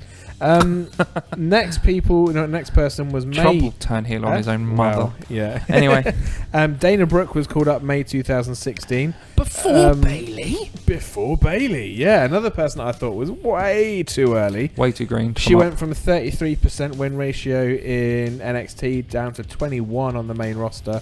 So she's lost 12% as well. And in fact, she hasn't done anything on the main roster. She hasn't done anything anywhere. She was slowly improving. She worked really well with Emma. Well, even Emma and Dana, they worked well together. But then, I don't know, she's the sort of person that needs to be with somebody. But when she was with Charlotte, it was more of an annoying protege than anything else. It was, you're my lackey, go pick up my dry cleaner. It wasn't. And if the person she's being paired with doesn't take her seriously, we ain't ever going to take her seriously. Yeah, exactly. So yeah, I think, well, not much. She was just much like Apollo Crews, brought up too early, I think, if you ask me. Yeah, no, I completely agree with that. Yeah. I guess we haven't. Yeah, these people are just not an awful lot going for them. Flash forward to the draft. Oh. Yeah. So we've got Alexa Bliss, Carmella, American Alpha, Finn Balor, if you are Kurt Angle, Mojo Rawley, and Nia Jax to have a little chat about. So Alexa Bliss, she's gone from a 33% win ratio in NXT to 39 on the main roster. So she hasn't got a great win record, but she's gone up 5%. As I say, the biggest trend in all this is so many people have gone from higher win ratios in NXT to lower win ratios on the main roster. Like, in fact, if we go back to last week, the only person to have... Let's have a look. So there was, out of everybody, Dean Ambrose went up by 43%, which is insane. Yeah, Paige went up by 1%. Neville went up by 3%. Becky, Charlotte, and Sasha all went up. But that was it. Everybody else went down. And so far... But I think that's very much to do with the main show's 50-50 booking. Yeah. It's also... They don't book anybody specifically as being strong. They also just seem to go... Keep everyone level. So we need to put everyone on TV, but we've got 10 people who aren't in a match, so here's 2 tag matches. 3 on 3, 2 on 2, go. Doesn't matter. And then, you won last time, therefore you'll win this time. And, it's just... But, so Alexa Bliss... She's gone on to win the SmackDown Women's Championship twice. She's held that for a combined total of 110 days. And then Raw Women's, she's on about 67 plus right now. As long as she hasn't lost it before this is released. I think she would never really was much of a wrestler in NXT. No, she wasn't. She was more of, she came to prominence as a manager. But I think she got popular because she's just so damn hot, if I'm being honest. But I think I love the fact that nobody saw her being pushed like this. No, I don't think anyone. It was almost like she was too green for it as well. But I love the fact that they're pushing her. I just love her. Yeah. We're just going to pause here while I'm just going to go clean myself up. But I'm really pleased with how she's getting pushed. No, and to be honest, like, her character development's been a lot better. She seems to be able to be herself, and it's just clicked for her. Yeah. She's doing really well. And it's working. Then we've got Carmella, who's in the midst of all this Money in the Bank crap. Yeah. I mean, well, actually, let's not. So she's gone from a 58% win record in NXT to 21%. She's rocketed down 37%. She jobbed out, didn't she? Yeah, but she is Miss Money in the Bank. She's won it twice now, so, Yes, this is true. She's won it more times than anybody else. This is true. The first 2 winners of the women's Money in the Bank match was the same person. Yes. But yeah, I mean, again, another person that they're lucky. I think in that Money in the Bank match, I'm glad that she did win it because it would have been a piss Becky take and Charlotte otherwise. didn't need it, and they're already huge stars. Yeah. They've already got something to call themselves. Natty is just Natty. Oh, Tamina, she should rebrand herself as Scatty Natty. Well, because she's just not there. At the same time, Natty and Tamina have their surname. Lineage. They have their lineage to fall back on, so they don't need anything. So actually, it made sense for Carmella to have it. Yeah, that's true. To be honest, because she was the only one that needed something from that match. Yeah. And she got it. Now here's one that's going to be an interesting one for me. American Alpha. Genuinely speaking, one of my favorite tag teams of recent memory. They were on NXT. They were incredible. I think if you ask me, because everyone was saying that the DIY tag team match with Revival was match of the year, I don't think it was even close to the Takeover Dallas match that the Revival had with American Alpha. That match, there's no way that DIY is better than that match. No way in hell. Not at all. No, I'll agree with that actually. So for me, American Alpha are I think it's because they're the perfect combination. You know that that Chad Gable is an Olympic quality wrestler. Yes. You know that Jason Jordan has been in NXT for so long, trying so many ways to make it click. And it was that little backstage interview afterwards when they won, and he cried. And I was like, "Fuck me, man! This guy is like this means something. This isn't just." They've got the wrestling skill. They've got the emotion. They're also hilarious. Yes, like you just want to watch them interact. They've got it all covered. I'm just really annoyed that Kurt Angle went to Raw and not SmackDown. Yeah, because he needs to be paired with them. Could you imagine, like, when he makes his in-ring debut, if they came out first, and then they were like, "And here's Kurt Angle." That would just be like. Yes, from one Olympian to another. This works. Like, or I say, actually, no. To be honest, a three-man tag team would work because Angle wouldn't have to do a lot. No, that's very true. He's protected in that respect. Yeah, that's true. So they have. Well, so yes, Jason Jordan was in NXT for a lot longer. He had 272 matches. Yeah. Chad Gable only had 169. JJ 48%. Chad 51% in NXT. Okay. Move on to the main roster. They're currently just about tipping 150 matches each. Win ratios of 70 and 73% for Chad and Jason respectively. So they've actually both gone up by quite a considerable amount. Yeah. And as I say, the people we're going to talk about today, nobody even comes close to having... Actually, no, tell a lie. Ty Dillinger does, but actually we'll talk about him next week, I think. Yeah, we'll pick that up next so for this week, nobody even comes close. There's like 1, 2, 3, 4, 5, 6, 7, 8 people that have got an increase, including American Alpha, and those two are ahead by a country mile. But the thing is, they held the NXT Tag Team Championships for 68 days, SmackDown for 84. Yeah. So they've held more gold on the main roster, and they've had a higher win streak on the main roster, or winning percentage. I think injuries just hit at the wrong time. That's it, but they still don't feel as big a deal as they did in NXT. I think because like you said last week, with Braun Strowman, the wheels of their momentum stopped because that injury, and it's going to be hard for them to pick it back up. And I think, to be honest, they shouldn't have beaten Bray Wyatt and Randy Orton for the tag belts. They needed to beat the Usos. Yes. That match up there would have been just America. They would have taken the place of the Revival in that. It would have been much better as well, because you think how that storyline developed. It then went to be Bray versus Randy. Yeah. So there was no payoff for them beating them, and it just didn't work. It was almost like their win was an afterthought for the Bray Wyatt Randy Orton thing. It was like, they just need to take the belts off them quickly. Here, give it to these people. In a way, I love the fact that their stats are showing that they're doing better on the main roster, but it doesn't feel like they're doing better on the main roster. Yeah. Because it means that there is more to come. Yes. I hope. Completely. Because I fucking love them. In fact, I'm going to go home and watch... Take over Dallas. Yeah, I think I might. Who else was quite... Finn Balor. Now, his stats are just fucking phenomenal. In NXT, he was there for 194 matches. He won 82% of his 194. That is Hulk Hogan and Ultimate Warrior levels of win percentage. Yeah, that is. But I'm sure Hogan's would be like 90 something, surely. It was like 94 if I'm right. I was going to say, yeah. But then you look at his main roster, granted he's only had 51 matches, he's still on an 88% win record. Wow. So he's actually gone up 6% from NXT. That's protecting your star, that is. True.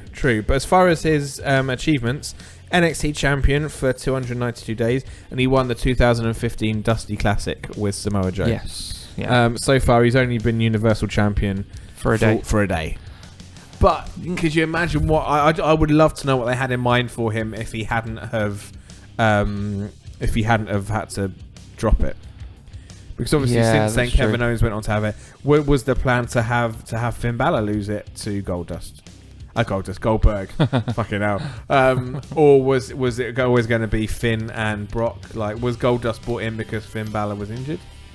Well, I think he always wanted to have a return. I think they could have rushed it, but that could have been because Mania was around the corner. Who knows? That's the thing. I'd love to know what they had planned.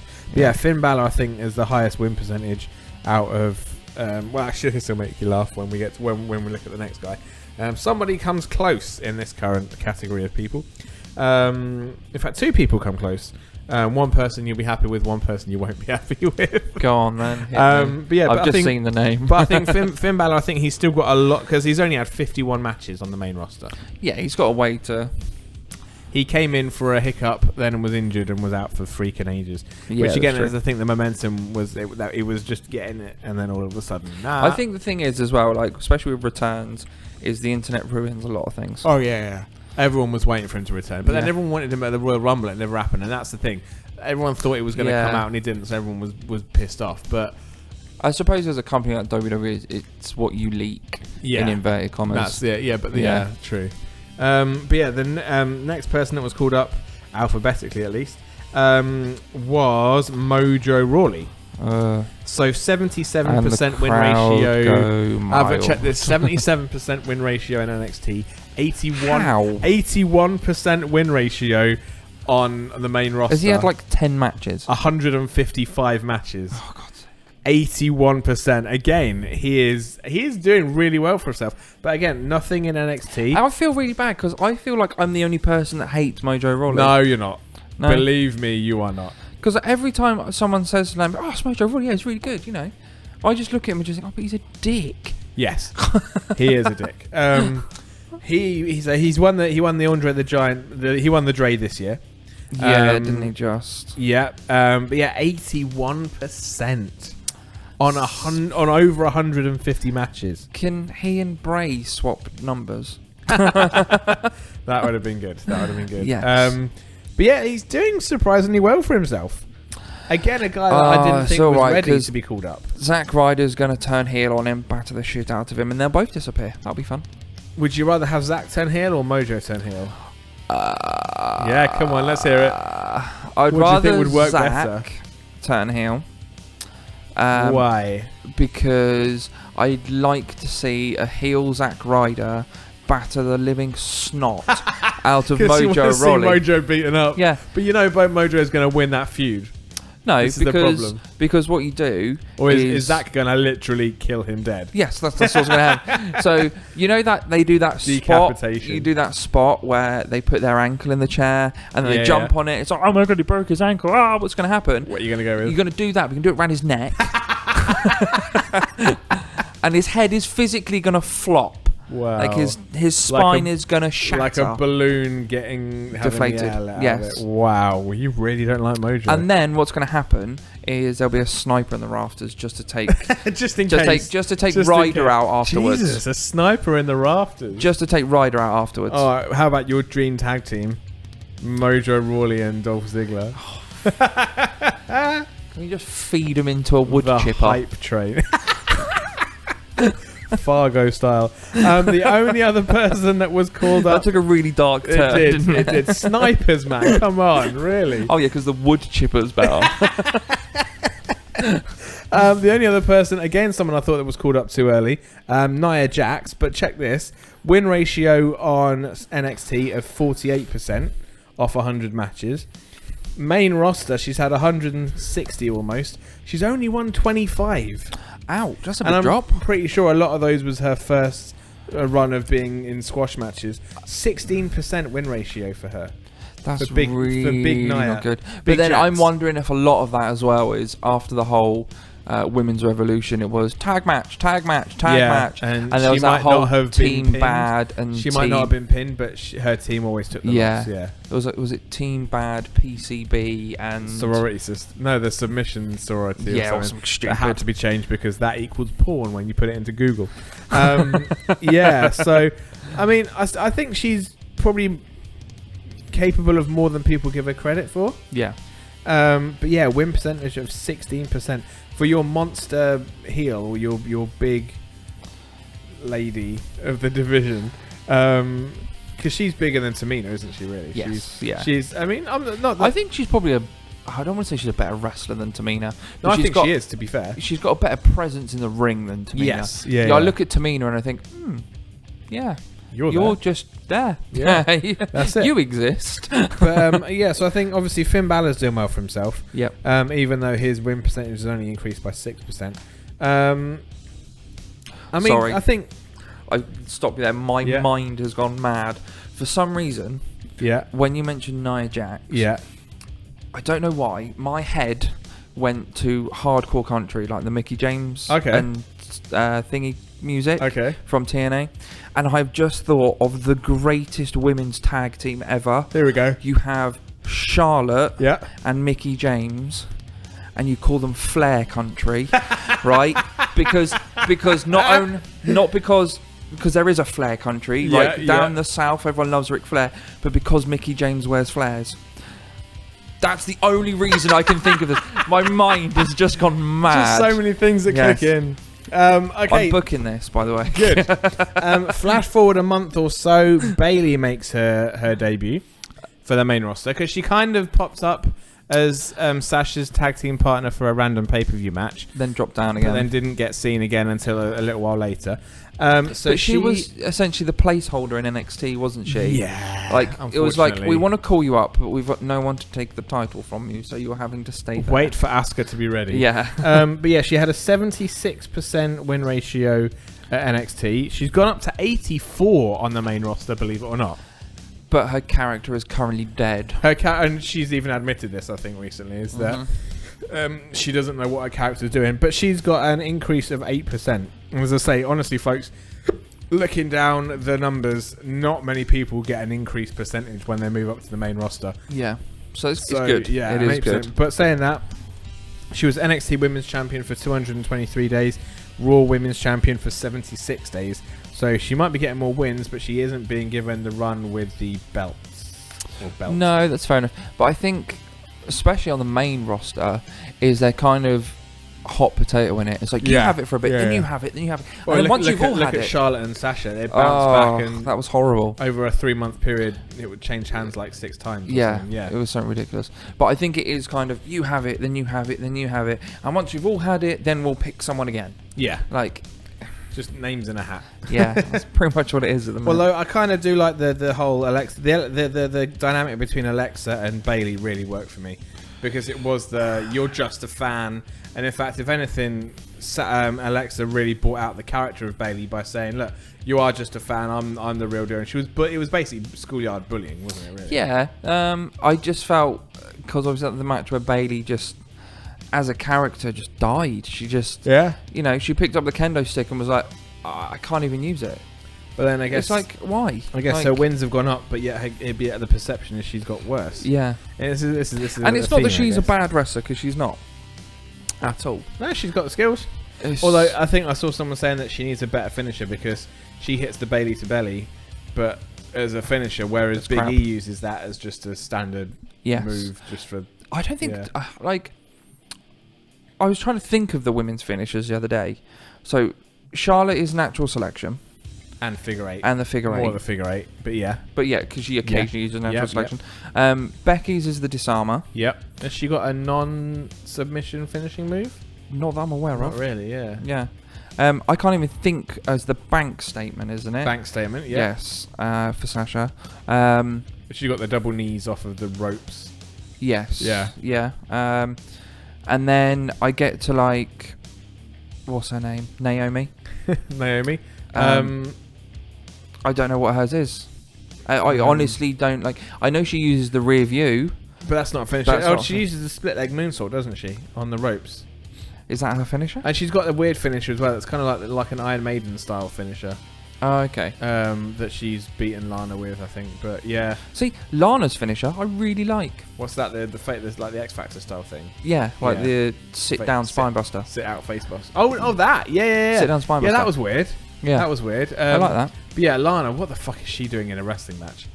Pass. That screams. We've run out of people. You'll have to do. Yeah, but yeah, like going back to it, like Bayley's finisher, it's not a finisher.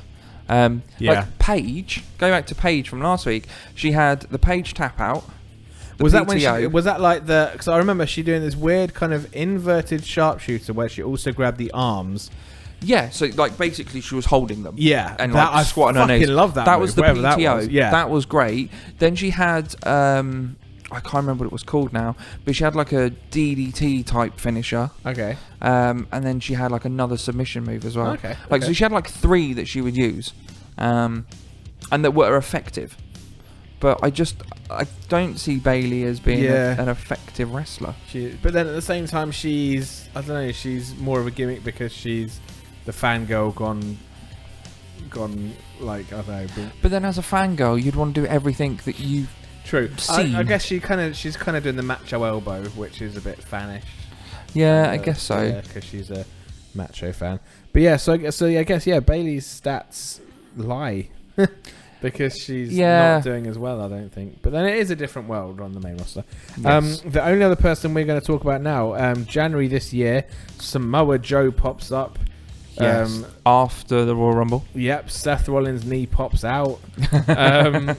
But yeah, and Lesnar's eyes pop out as well. That's it. So we were saying earlier that Joe is being treated like an absolute monster. But listen to this: win ratio NXT 49%. Okay. Out of 150 matches, NXT champ, he held it for 135 days combined, and he won the Dusty Classic. Yep. Out of 61 matches on the main roster, he has won 14. Ouch. Which is a 23% win ratio. Ouch. Again, as I say, I hope that WrestlingData.com has got this right. That's what it's sitting at. That is what it's at. He's at 23%. Ouch. But but the perception is he's a fucking monster who's going to steamroll through everybody. True, but then again, like, how many? Because obviously, like you said, a lot of this is live shows.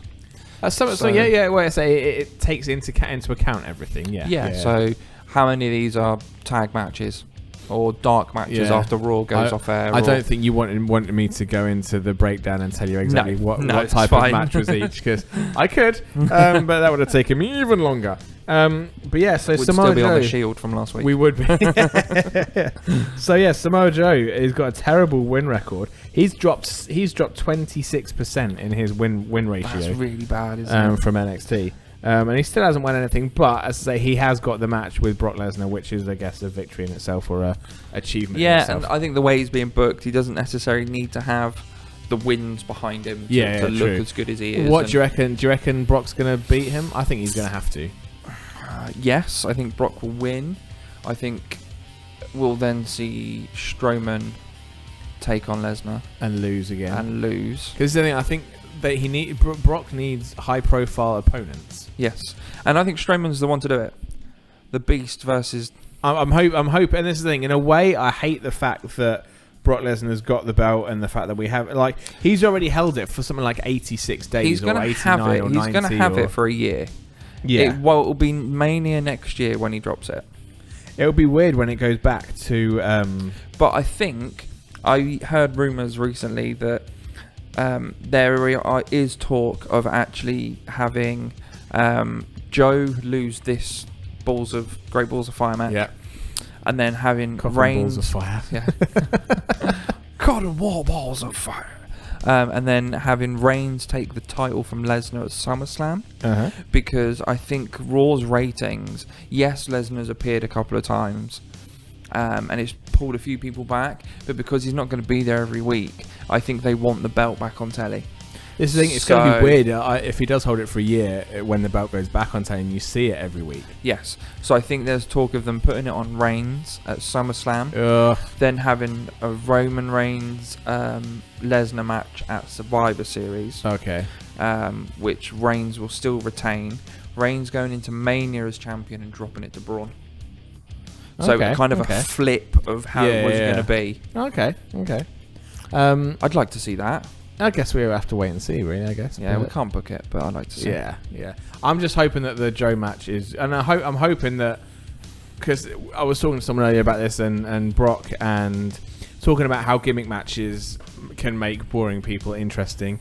See Jinder Mahal and Punjabi Prison. But they were saying, look at Brock Lesnar and Dean Ambrose at WrestleMania. They were giving a hardcore match. Christ. It was crap. But I'm hoping that Brock Lesnar is motivated for this match.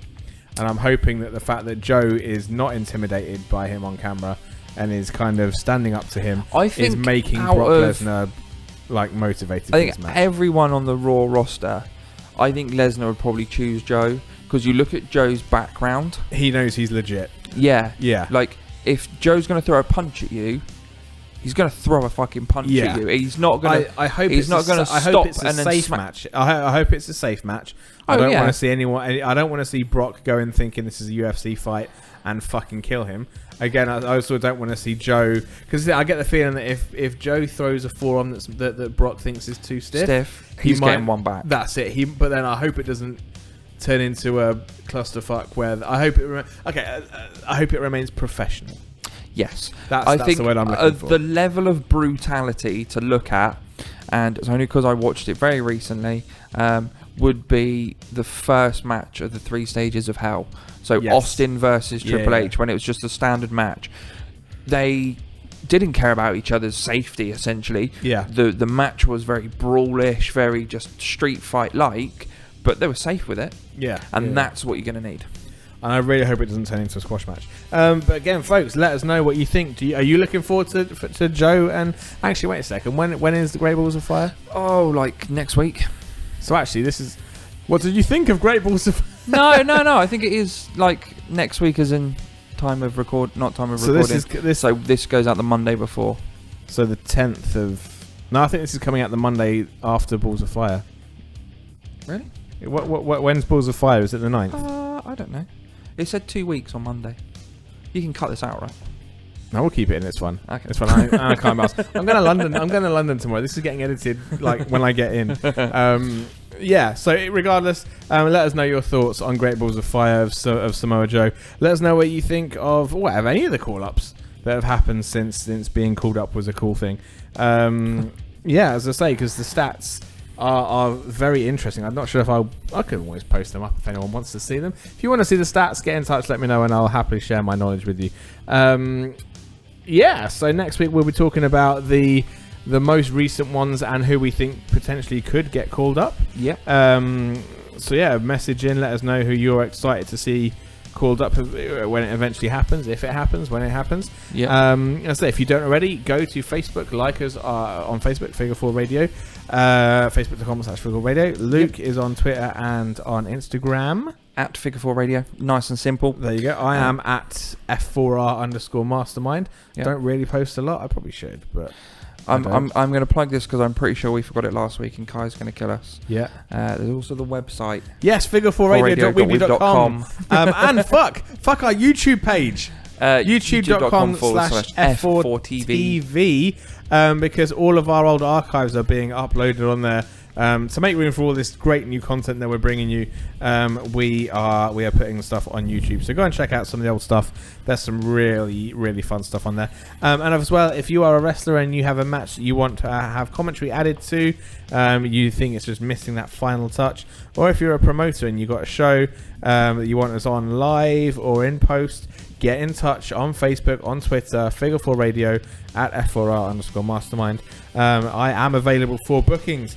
You can catch me, if you're listening to this on time of release or week of release, this Sunday at Sacrifice Pro Wrestling in Leighton Buzzard. It's going to be a fucking huge show for them. It's the 4th show of Sacrifice Pro.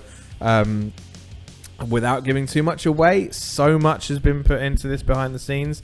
It's just the storylines are all going to build, and they're going to kind of pay off on the 16th. So if you're free for that, come down.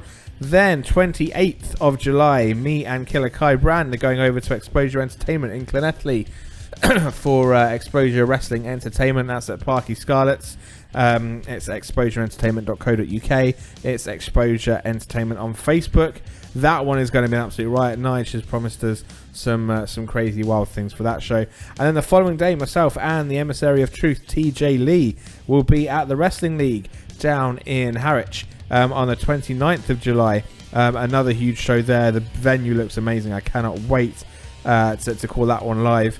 Wrestling League on Facebook. Go and find them out for ticket and info. Then August the 20th, Sacrifice Pro Wrestling back in Leighton Buzzard. And then flash forward to the 2nd of September, we'll be at the Wrestling League again in Ipswich. But for now, I've been the Mastermind Ollie Spring. I've been Luke O'Mac. And we'll see you next time, next week at Figure 4 Radio for more talk of the NXT Call Ups. Bye. Figure 4 Radio. Lock it in. Lock it in. Lock it in. Lock it in. Lock it in. Figure 4 Radio. Hello everyone, welcome to Figure 4 Radio. It's the Mastermind Ollie Spring, joined today by Luke O'Mac. Hello. And for the third week running, we're talking about NXT call-ups. So 2 weeks ago, we looked at the very first wave of kind of 2012 through to 2015 of call-ups. That was including the likes of The Shield, The Ascension, Kevin Owens, Neville, Becky, Charlotte and Sasha. Last week we looked at the kind of the more recent ones, going from Tyler Breeze all the way through to Samoa Joe this January. And now we're going to talk about the most recent ones and those that we think could get called up or that we would like to see called up. Almost the imminent call-ups, as it were. So we kind of stopped off at Samoa Joe last week. Since Samoa Joe, the Revival have been called up. Yes. And then immediately paused because of injury. So they had a 36, and this is brilliant actually for them because despite the fact that they've got slightly differing numbers of matches that they've been in, they both have a 36% win ratio in NXT. Okay. See, now at the moment, I think they've had 6 matches since their call-up. Yes. I think 2 of them were on Raw. 4 of them were actually NXT house shows. Right, okay. But because it happened after their call-up, that's included in the stats.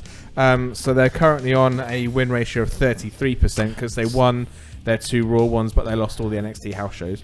So they're kind of leveled out, but it hasn't really made... But they haven't really had a chance to make an impact yet. They actually held the NXT Tag Team Championships for a combined total of 326 days, almost a year in total, split over 2 runs. Also recently we've had Elias Sampson call up after WrestleMania. He's gone from a 28% win record to a 40% win record, but he's only had 15 matches so far. Yeah. Shinsuke Nax has been called up. He held the NXT Championship for a combined total of 147 days. Nice. He's gone from a 93% win rate in NXT. Wait, to a 95% win rate on main roster. So he has. Let's have a look. Protected.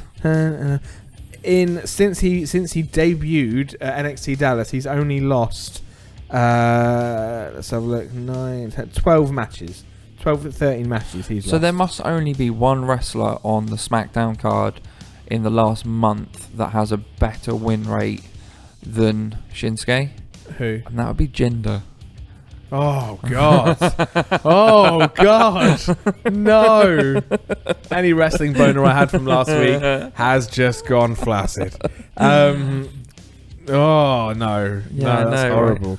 Right. But yeah, so Shinsuke Nax is fucking king of the world.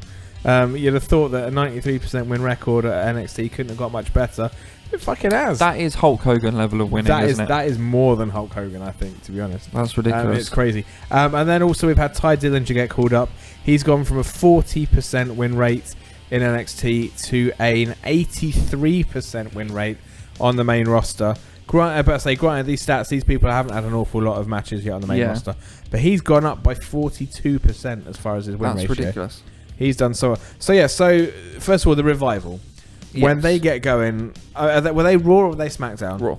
See, I would have liked to have seen them go toe-to-toe with the likes of Enzo and Cass. Yeah, but obviously they've split up now. True. Thing is, if they've come in as heel, what babyface teams have we got on the Raw as far as Raw tag teams? This is the thing. I think because obviously Sheamus and Cesaro are heels. Matt and Jeff. We've got the Hardys. Is that it? As far as tag team goes for Raw, there aren't that many. The Golden Truthers recently split up, haven't they? But were they SmackDown or were they Raw? They were somewhere in the ether that no one cares about. Okay. I think they were Raw because I think Goldust who was in Raw. Who was in the ladder match at WrestleMania? It was the New Day. Yeah. Oh, it was the club, and it was. The club, yeah. Yeah, but then as I say, so basically, the Revival have only really got the Hardys at the moment because there's no babyface teams. No, that's very true. And I just think they need to put them back with American Alpha. Start a brand warfare between the two. Get Killer Kai booking it, and then relight Red versus Blue, and have the Red Revival versus the Blue Alpha. And they can do it in Finders Keepers match.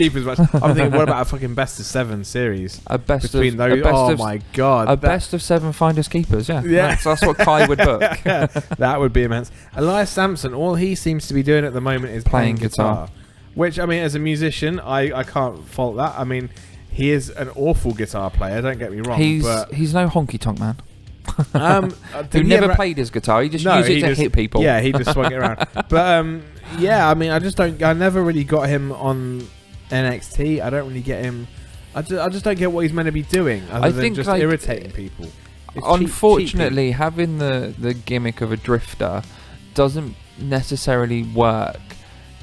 Like, I can see why they've done it, because a drifter, in my mind, if you think, right, this is what you're trying to portray, is someone that just kind of wanders about and all this kind of stuff. Kind of like Dean Ambrose. Yeah, pretty much. Put Elias Sampson with Dean Ambrose. There you go. Oh, that was the most horrible tag team. Yeah, at least we could actually shit on them and do it properly. Yeah, I guess so. Just combine the shit. My idea behind this drifter thing is that they would just wander around. So, like, at NXT, yeah, it's fine, because if he's drifting around Full Sail, then he's obviously going to wander into the stadium occasionally. But Raw travels up and down America. He's not just going to drift around LA. I love the way drifting around Texas. I love the way this kind of theory for you actually makes every single TV appearance he ever makes just the coolest coincidence ever. That he's just happened right. Every single time he just so happens to wander into the right venue in the right town in the right state. But could you imagine that? Like they have the opening segment of Raw, then it cuts out back, and he just wandering like. I'm here again. Like, how the hell? Was it? But that would be like a comedy baby. Yeah, that's what you need to do. Well, like the quantum leap of WWE. See, that's how they should have booked him. He should have just when he first made his first couple of appearances, he was just walking in the crowd. They should have done it where they were walking in the crowd, but they should have had someone there with like a handheld cam or something just filming him, and just have his reactions of who are these people? Yeah. Where am I? But that sounds like that. But what you're doing there is giving him personality, which he currently doesn't have. Yeah, that's what he needs. He needs us to get over. He needs personality. Okay, Ty Dillinger. Let's start with Ty. I want to say one thing about Ty, and yes, we all marked out when he was number 10 in the Rumble because it was amazing. But these 10 chants in counts need to fucking stop. Oh yeah. There's a few chants that I fucking hate that are just killing things at the moment. There are 3 I can name off the top of my head, but go on. 1, 2, 10. Sweet! Every time. Shut the fuck up. What the hell? What have I missed one? What's that? Pinfalls. 1, 2, kick out. 2, sweet!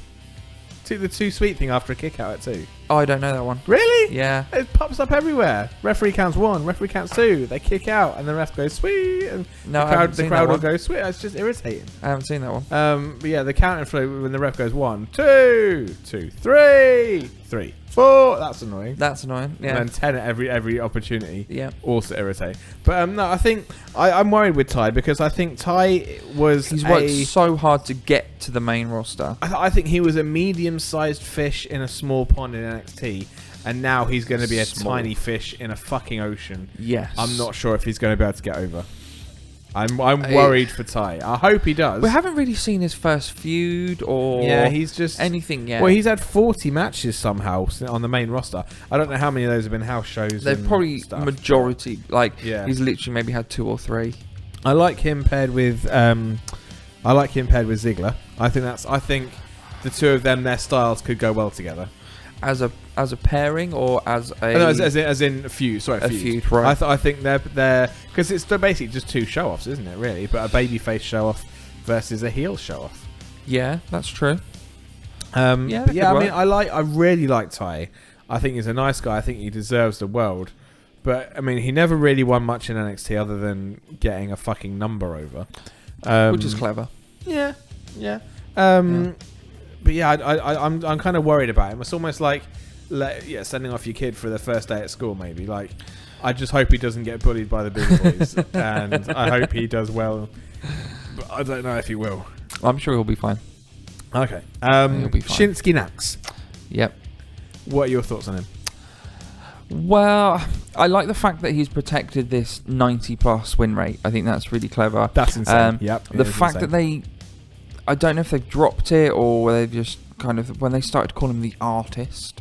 Yeah, I think because they're trying to go with something more of a gimmick than just the King of Strong Style. Because Strong Style got over. I'm kind of worried that this is the thing with Strong Style. I'm kind of worried because I'm not sure if the American market would buy into it for starters. I think the thing is, with Strong Style is because WWE is so much in that PG era, and you've got to sell stuff to kids, and I know it's started to pull away from that more recently. I'm seeing it kind of morph into a more mature. Yeah, and it is going back that way a little bit, but I still think a lot of it is ticket sales and merch and whatnot. And that's what it's about. I think if Nakamura had come up in the Ruthless Aggression era, this is what I said to you, didn't it? Nakamura versus Joe, last man standing in the Ruthless Aggression era, would have been the best match of all time. Yes, yeah, would hands down completely agree with that. And I think as we move back towards that kind of Ruthless Aggression, it won't ever be an Attitude Era.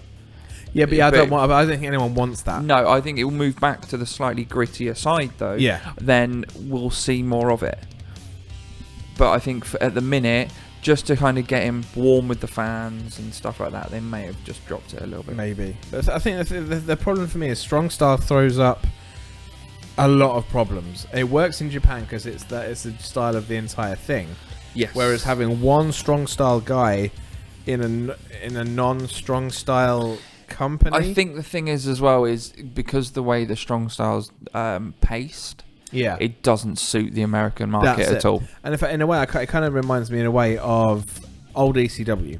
So Taz was treated in ECW as like a shoot fighter. As like he's not actually wrestling; he's genuinely choking people out and genuinely hurting them. And I remember a podcast with Little Guido.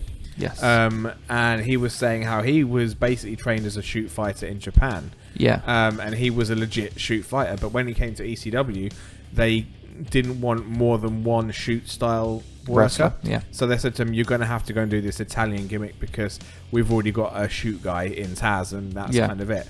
And that's the thing, and it's almost like you've got Samoa Joe there now, who's a very stiff-looking worker and things like that. Yeah. You've got Shinsuke Nakamura.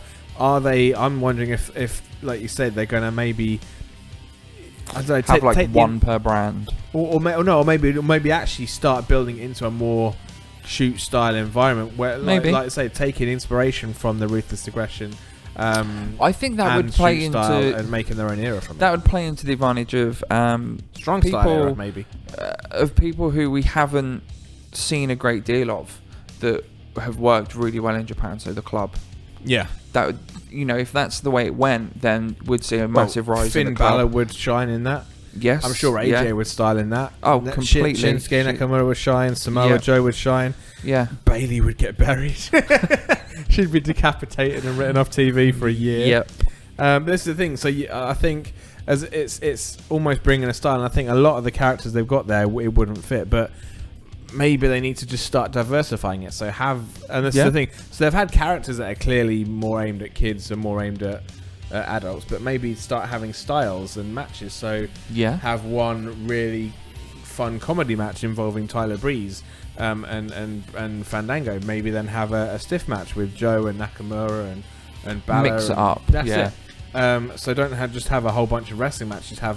This is going to be a fun match. This is going to be a flippy match. This is going to be a hard-hitting match. This is going to be a classic two guys just throwing. And commentary could easily put that over. Oh, easily. Yeah, 100%. Yeah. 100%. Easily. Are you worried for any? Are you worried for Ty like I'm worried for Ty? No, I think Ty will be fine. I don't think he'll ever hit the heights of Ty Dillinger, world champion, but he could potentially pick up a USA title maybe, or maybe end up in a tag with someone and win the tag titles. Who knows? I can't, I want to see some sort of belt around his waist. He will win something. Yeah, definitely. So another thing we're going to talk about, folks, is who we think will be called up, or who we'd like to see called up. So I'm just kind of working my way down alphabetically down the NXT roster. First person that's on the list, Akam. So if we talk about the Authors of Pain, can you see them being called up, or if so, anytime soon? Because they're being well protected. Have they ever? They haven't lost in NXT yet, have they? No. If you were to call them up, brand-wise, you'd have to put them on Raw. Another heel tag team on Raw? Well, I'm hoping by this point you would have turned Sheamus and Cesaro face. Oh, I get up. See, they're gonna get Big Show syndrome by having so many turns that people don't know where to stand. True, but I think because yes, they're heel, but the Raw tag division is just nothing compared depleted, to SmackDown. It needs bodies. To be fair, I think what they could have done with was having Raw as being the heavyweight and the tag show, make SmackDown the cruiserweights and the women's and the secondary show. Well, so maybe have a few bouts between, but maybe just have one tag team division, put that on Raw with the Universal, then have SmackDown, and as I say, just don't share it all out. Just have it as one solid thing. But then you know that like if you tune into SmackDown, you're not seeing any tag matches. Oh no, but then at the same time, if you tune into SmackDown, you'll get cruiserweights or True. women's. Like, this is the thing, I think like there are enough tag teams to split them out. They just haven't done it evenly. True, yeah. So they maybe need to rethink it. And with the Superstar Shuffle, they just didn't think it through, did they? Really? No, they didn't. And they probably could have created more teams. They could do. Yeah, like if you look at what do they call themselves in the end? It's not the Outcasts. Social Outcasts. The Social Outcasts. Yeah. Like we still have Bo Dallas and Curtis Axel use on. them. Yeah, on even as on TV. So why not use them? The Miz they're called, or the Miz Taraj. So whatever they are, just use them. Yeah, as that's the thing. They just the need to Social Outcasts. Start using people. Start getting in some local jobbers to lose to them, and start building people up. Yeah. Yep. Looking at actually a name here, Alistair Black.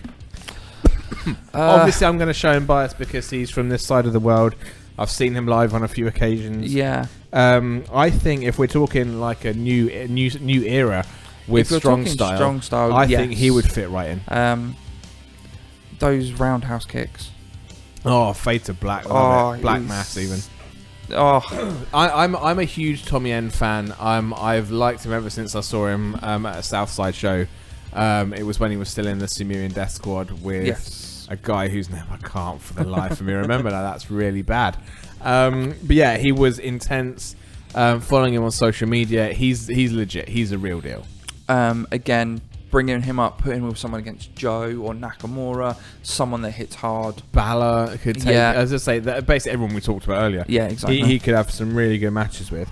Bobby Roode is another name. In fact, actually, Bobby Roode and Drew McIntyre both strike me as ready. Well, see, Bobby Roode, when he walked into NXT, he walked in a superstar. He didn't walk in looking to hone his skills. He walked in like he was a bigger deal than every single person there. Which A, played into the character he's now got. Yep. But B, it's kind of true. It is. Like, yeah. You know, you could maybe say Eric Young is as big. I'm not so sure. He doesn't walk around with as much. But Eric Young is kind of like the Ty Dillinger, or the Tyler Breeze of NXT. Now, he is the guy that, or like Bray Wyatt. He talks a big game. Yeah. But he's ultimately there to put someone else over. Yeah, maybe. I like EY. The thing is, EY is so versatile. He can do it all. He's one of the funniest wrestlers I've ever seen in the ring. I remember he's so funny when he's in comedy mode. I remember watching him when he was the TNA World Champion. Yeah. And he was phenomenal. Yeah. He was so good. Like, his whole ethos of, I'm a fighting champion, I'll defend it week in, week out. And he was just so good. To be fair, I think the funny thing was that EY, as a character, has always been kind of unhinged and unpredictable. Yes. And a bit crazy. Yet when he was world champion, he was the most predictable and most normal. Yeah. But like, you go back to his very early days with as it is little EY, he was scared of his own pyro. Yeah. Then he turned into he did like, there was a kind of a superhero gimmick he did. Yeah. And he was a superhero, and that was hilarious. Then he snapped and he joined he started World Elite, and he was this intense, scary guy, and I was like, holy hit. Like, he basically just pulled everything off. Yeah. No, he's amazing. He's so good. But Bobby Roode, I think he could walk into any roster on any day and already come across like a superstar and have people's attention. Yes. It's actually, of all the gimmicks that are on NXT, Glorious and that whole thing could still work. Honestly, the Glorious Domination is my morning alarm. In fact, it's my alarm tone for everything. It's been my alarm tone since he made his debut. I'm still not bored of hearing it every morning when I wake up. It's fantasy booking mode yet again. Royal Rumble. I could see it happening next year, actually. It gets to not even number 30. 26, 27. 26, 27. The whole thing just goes black. Yeah. Whole thing goes black. Oh, and then be great. Bang, out and it this comes. is the thing, and he hasn't really got an over-the-top gimmick. He hasn't got flashy moveset. He's just a solid guy that just does no frills wrestling, but it's the way he walks. Does it. It's a little bit like Ric Flair in a way, and not just because he wears the sparkly jackets, but it's the way he carries himself. That's it, exactly it. And he carries himself like a superstar. The only other person I'm thinking that could just walk straight in is Drew McIntyre. Yes. Because he's already been there. And like I said, he's got the raw. I got the raw talent. I could lay the smack down on anyone. He could. It's true. He could walk again. He could. He carries himself like a champ. He talks like a champ. He walks like a champ. He could definitely do it, without a doubt. Yeah. There's only one other person that I think that could go into their particular. Who are you thinking? I'm thinking Asuka. She's probably we haven't even got to the women yet. I'm just looking down. I know. I'm just saying. I think she's probably the only person on NXT at the minute that can just go, dropping the NXT title, and I'm going to the women's division on Raw and be at home. Because they are ready for Asuka. To be honest, I think whenever she loses the belt, that'll be it. She'll be gone then. Yes. I don't think she's going to hang around for rematches. That'll just be it. Yeah. How long has she had it now? Over a year. She's up to like 400. She just beat Punk's 434, didn't she? I think so, yeah. We'll find out in a minute when we get there. Yes. One thing I just want to say, I'm not saying they'll get called up soon, but what is your views on Heavy Machinery? Have you been watching NXT? I have. Please tell me you love them, and I'm not the only one. No, they are good. They are. And again, because they can get it done in the ring, but they are just entertaining. There was a bit where Otis Dozovic was like, Tucker Knight's talking, and every time he hits a big word, Dozy just goes, "Yeah, food." Yeah, and like it's just. And it just makes you laugh because you can see they're having fun with what they're doing, and much like American Alpha, they can get it done in the ring, but they're also entertaining as fuck. Yeah, and I hope they're the ones that dethrone Authors of Pain. I really hope they are. Yeah, because I think actually, if they were to dethrone them, they'd keep the rematch, so they keep it in the rematch. But then it makes the tag division slightly more open. Yeah, because they would be more beatable than the Authors of Pain. Yes. Like even though they've toppled, they've toppled the Authors of Pain, so that they can still be beatable. They can be the ones to beat the big guys, but then obviously they can then be beaten by someone cheating to win. Yeah. So yeah, looking down the women, I think I definitely agree that Asuka. Well, obviously she's a centre. Yeah. I'm a big believer in Ember Moon. Yes, if I'm being honest, very much so. I just because I got a crush on her doesn't mean anything. Asuka is currently at 500. See, wait a second. So we are on that day, and we're releasing this on this at time of recording. So at time of recording, 454 days. Wow. But looking down the roster, I mean, we've got Aaliyah, Billie Kay, Ember Moon. Oh, but is it Billie Kay and Peyton Royce? Yeah. I mean, they can make. They can pull that gimmick off. Yeah. But it's twin magic. It's the Bella twins without actually being twins, and it's just really annoying. Yeah. I mean, Liv Morgan's got a little bit of fire, but then she's too similar to. I think the thing Alexa with Bliss the the women's division at the minute is we've obviously got the Mae Young Classic. Yeah. I think a lot of people will be bought in from that. They'll go into NXT. Asuka will move up, and we'll have newer stars like Nikki Cross from Sanity. I she's fucking great. love Nikki Cross. She is brilliant. So I was attracted to her, and then she went into the crazy gimmick, and then it kind of ramped that up a little bit for me. I don't know what that says about me as a person. But yeah, no, I love Nikki Cross. I mean, I remember when she was on TNA British Boot Camp Season 2. And they told us to kind of go away and work on things a bit and then come back. Yeah. And she did. And she is absolutely smashing it right now. Yeah. To be honest. Was there anybody else I wanted to kind of say? Let's have a look. What about Roderick Strong? Oh, see. Nice. I think if he was ever called up, cannon fodder. Yeah. Like he's going to be just one of those good solid workers that puts people over, and yes, he can be relied on to put on a good match. One thing I was going to say, have you seen any of Sonya Deville? Yes, I saw. Formerly known as Daria Berenato. I saw her. I don't know if it was her debut match or whatever, but one of her matches. She was around as this Daria. She was called Daria. She disappeared off telly for a few months, and now she's Sonya. Really kind of sloppy, way too much UFC influence. Yeah. No actual wrestling moves to really speak of. I think her finish is a Kimura. Given our kind of fantasy booking of this new era that is now strong style and ruthless aggression, I could see her being called up and being used as a kind of ruthless aggression. Should be like if. Say, for example, in the transition, if someone like Charlotte was champion, she'd be the great foil because she's a completely different style. Or maybe she'd come in as someone's bodyguard, and then do.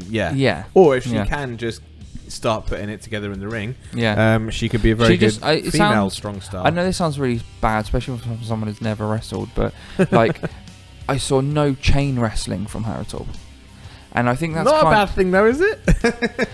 No, well, I think you want train wrestling? Or? Well, yeah, because I think it cements as a fundamental. You have to learn these things to be in there, and she's literally just gone in there with her UFC gloves on, her stupid cornrows, and just punched people. Her finisher is essentially she takes her gloves off and punches you barefisted. Okay, I wouldn't want to eat one of those. No, not at all. But it just seems very kind of. They've literally taken her out of an octagon and put her in a ring and just said, "Don't change." That'll do. Yeah, leave it at that.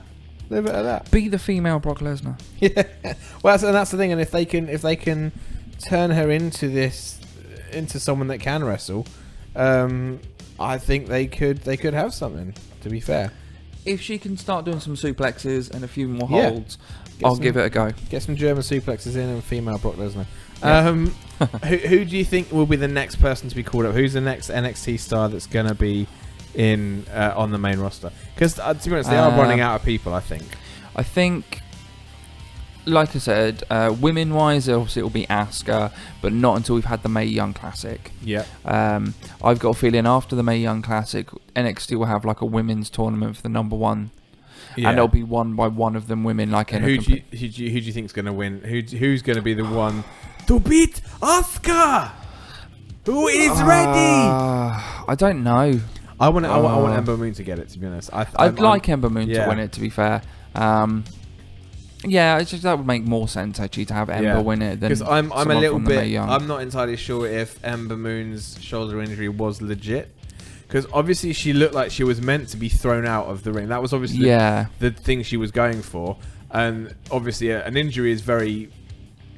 You believe that she would get injured from that. But she was going for it. And it just seems like it all was a bit... And that meant she didn't have to take a loss in that four-way match. Yes, so therefore she's protected because she was injured. And in a way, I think it would be a very... And then also it's a very good way to say... Yeah, like you said, if you work it there where she comes back...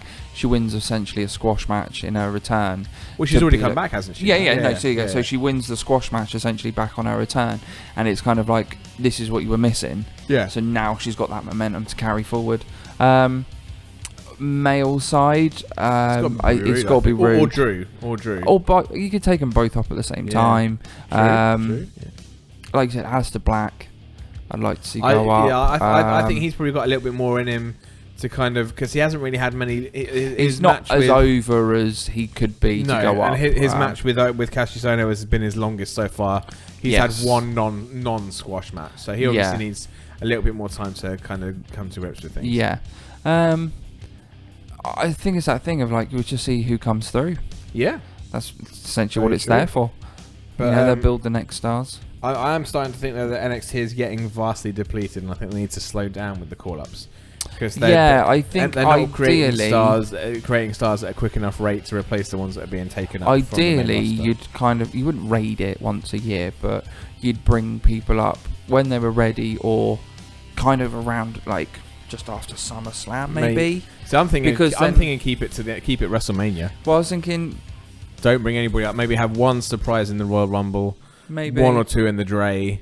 I suppose then if you brought them up after WrestleMania, that gives them a full year to get to WrestleMania. That's it. Yeah, it gives them something to aim for. Yeah. I guess we'll kind of see what the future holds. Yes. So we've had the life and times of NXT, and that's now we've got the future awaits. Exhausted NXT for now at least.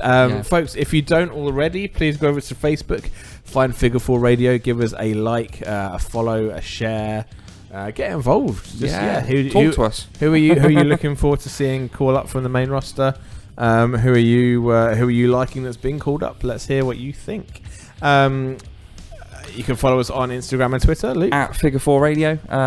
On Twitter, the Mastermind is at F4R_Mastermind. What did we miss out last week? Last week we missed out the website. Figure4.weebly.com. And of course youtube.com/F4TV, all the old stuff. And I think actually you've now been around long enough to have some of the archive footage with you on it now. So I think you've now been long enough in the team that you're making it onto YouTube with me and Kai and the old gang, as it were. You can find us on Stitcher, Podomatic, anywhere you can find podcasts, iTunes, not SoundCloud though, not SoundCloud, and not Grindr as you said once, which was hilarious. That wasn't me. That was Scott. Oh, was that Scott? It was Scott. Of course. No, that makes sense now. Of course it does. Look at the man. Sorry, Scott. I love you. This is a good test now. So if I get a message from Scott this week going, "You fucking bastards," we know he was listening. Yeah. And I love you, Scott, really. If he wasn't, everybody please, if you know Scott, message him and call him a massive lovely human being. Call him a massive grinder. I picked on him for comedic effect only. Of course.